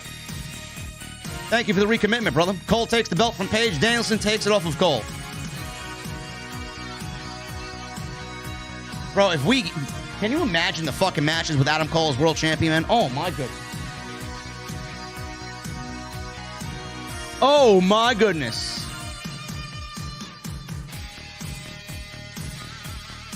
Listen, Ace, with the $9.99 super chat. JD, I meant no offense. I was talking to people in the chat, not you. I want better out of AC. I want AC to be the best and face the best. I don't like Orange Cassidy. That's my opinion. I know AC can feud with better people. All love. Ace, drop the subject. Otherwise, I'm going to have to dump you. And I don't want to bench you, bro. Just cut the shit. Drop it. It's a dead subject, man. You don't like Orange Cassidy. Fine. Fine. Adam Cole is one of the best wrestlers on the face of this planet. Leave it at that. Omega Kong with a $5 super chat. May God bless you on your birthday. I pray you have many, many more. Enjoy your holiday, JD. Cheers. Everyone put birthday cakes in the chat for JD. Omega Kong, I appreciate you, man. Cheers.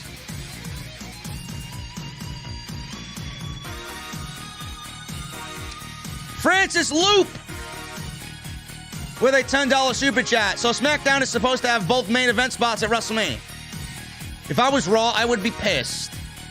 Who says anyway the Women's Royal Rumble winner gets night one main event spot anyway? I don't know. That's the way it's supposed to be. How are we determining Becky's opponent as well? Is there going to be a women's chamber on the 19th? I don't know.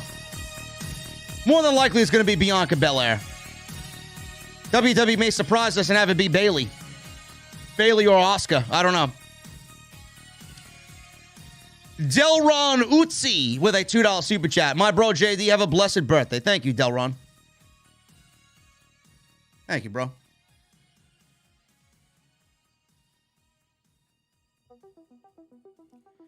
Francis Loop with a $5 super chat. Two main event spots at WrestleMania should be for the WWE Championship and the Universal Championship, period. That's it. It's not going to be that way, bro. They got to push their women's equal rights agenda. Charlotte versus Ronda is not a main event match to me. It's not. I wouldn't be doing it. I wouldn't be doing it this way to begin with. I'd have Roman and Brock open night one, and I would have had somebody else win the Royal Rumble, and I would do that person versus the winner of Brock and Roman at night two. That's what I would have done. The women get the undercard, like they deserve, because the division sucks. Yes, let's bring back Ronda and pretend our women's division is awesome. D Brown with a $5 super chat. Happy early birthday, brother. Mine is today, bringing it right into the OTS venue. D Brown, happy birthday, brother. Listen, everybody give D Brown some birthday cakes in the chat, man. Birthday cake emojis for D Brown.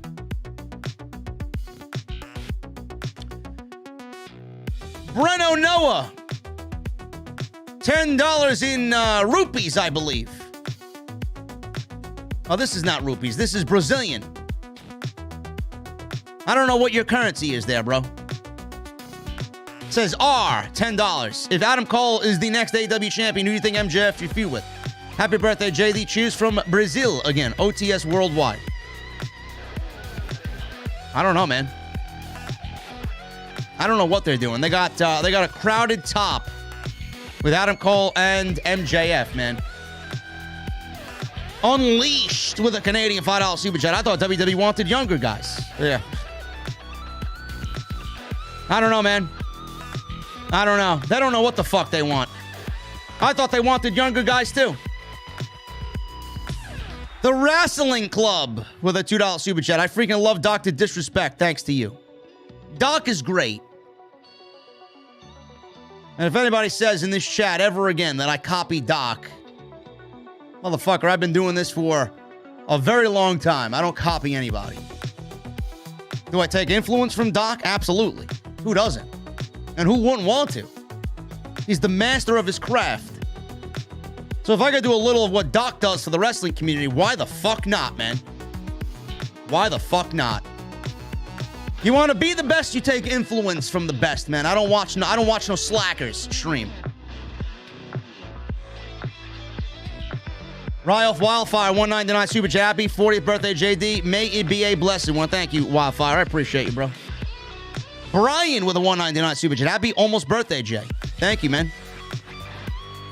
I appreciate you, bro. I don't know who Brian that is. I don't know what Brian that is. Is that Brian XL? He usually calls me Jay. Thank you, brother. Mick Swagger with a 7-month membership. As far as me and my girlfriend goes, you're the only podcast that matters. Accurate takes and genius creative ideas. Can't wait to see you in AEW. Yo, Mick, listen, bro. I'm not going to AEW, man. If I get signed to AEW, man, forget about it. Tony Khan would remove me quicker than you could fucking blink. The internet would be all over Tony Khan's case, showing them hate mail Mondays and what I said here and what I said there. Clipping me playing Mario Kart. You know the deal. Captain Solo. Thank you for the $5 super chat, Captain Solo. Always happy to catch you. Been working night shifts, but I'm always watching. Keep on doing what you do. You're the best in the IWC. OTS for life. Captain Solo, I appreciate you, man. And I know. I know, man.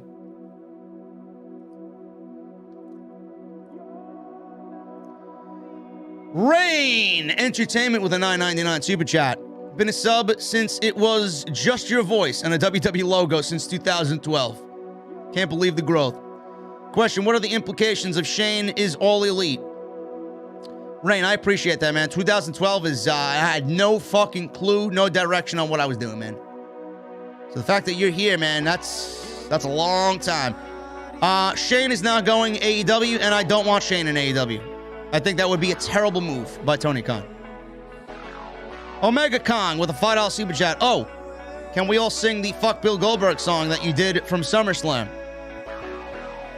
I don't remember the Fuck Bill Goldberg song, man. Somebody's got to fill me in on that. Scorpio 1117 with a $2 super chat. Would you want to see Jade Cargill versus Sasha Banks? Yes, when Jade becomes a little less green in the ring. Anthony with a Canadian $10 super chat. Roman versus Goldberg. Such good shit, pal. Beyond horrendous. Cringeworthy. Keep killing it, JD. Have a great birthday. Thank you, Anthony. Brian with another super chat. Oh my God, I'm drunk, JD. Sorry. Enjoy yourself, man. It's Friday night. Why not? Why not? Brian with another $1.99 super chat. Actually, it's already Sunday. Yeah, Brian is really drunk. I don't know what the fuck he's saying here. Captain Solo with a 8-month membership. Thank you so much, brother. Happy birthday, JD. Here's to 40 more and beyond. Will this be Goldberg's last match ever? Roman should end his career. Absolutely. Absolutely should. I hope so. I never want to see him again.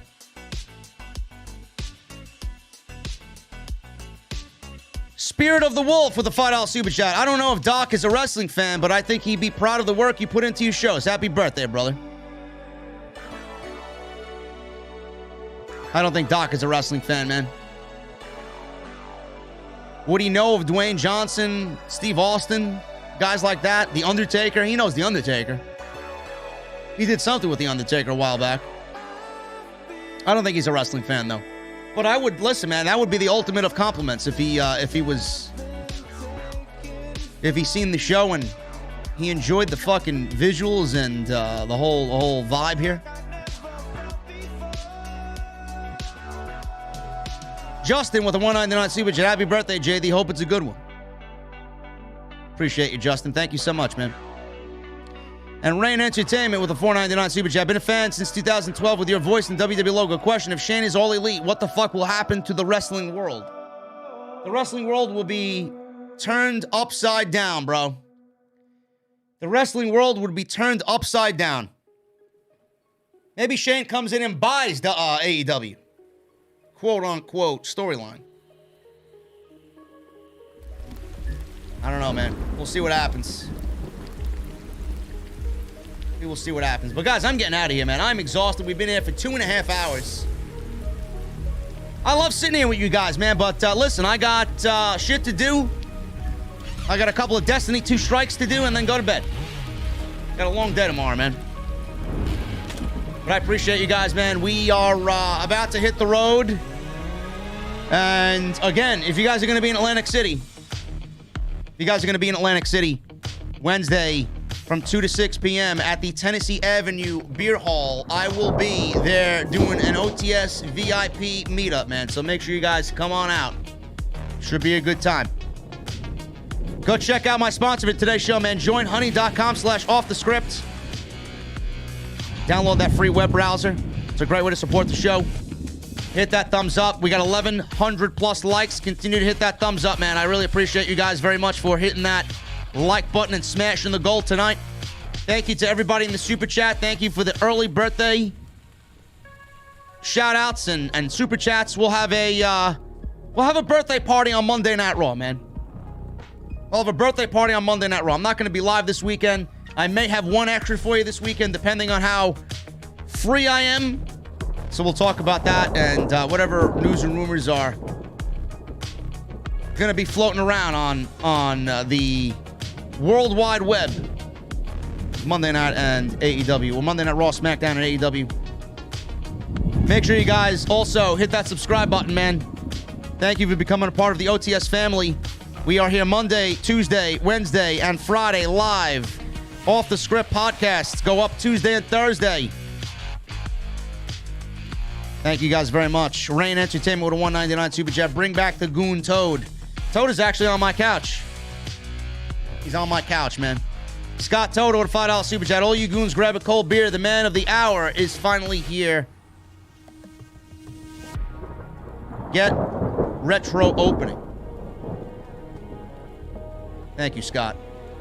Listen, guys, I'm getting out of here, man. I need those guitar emojis in the chat. I need those Mustang emojis from my VIPs if you got them. And when that guitar solo comes on, I need that music on max. Guys, I'll see you possibly tomorrow with an extra. If not, I'll see you back on Monday for a brand new week of content on Off the Script. Thank you guys for everything, and I will see you later this weekend. See you guys later.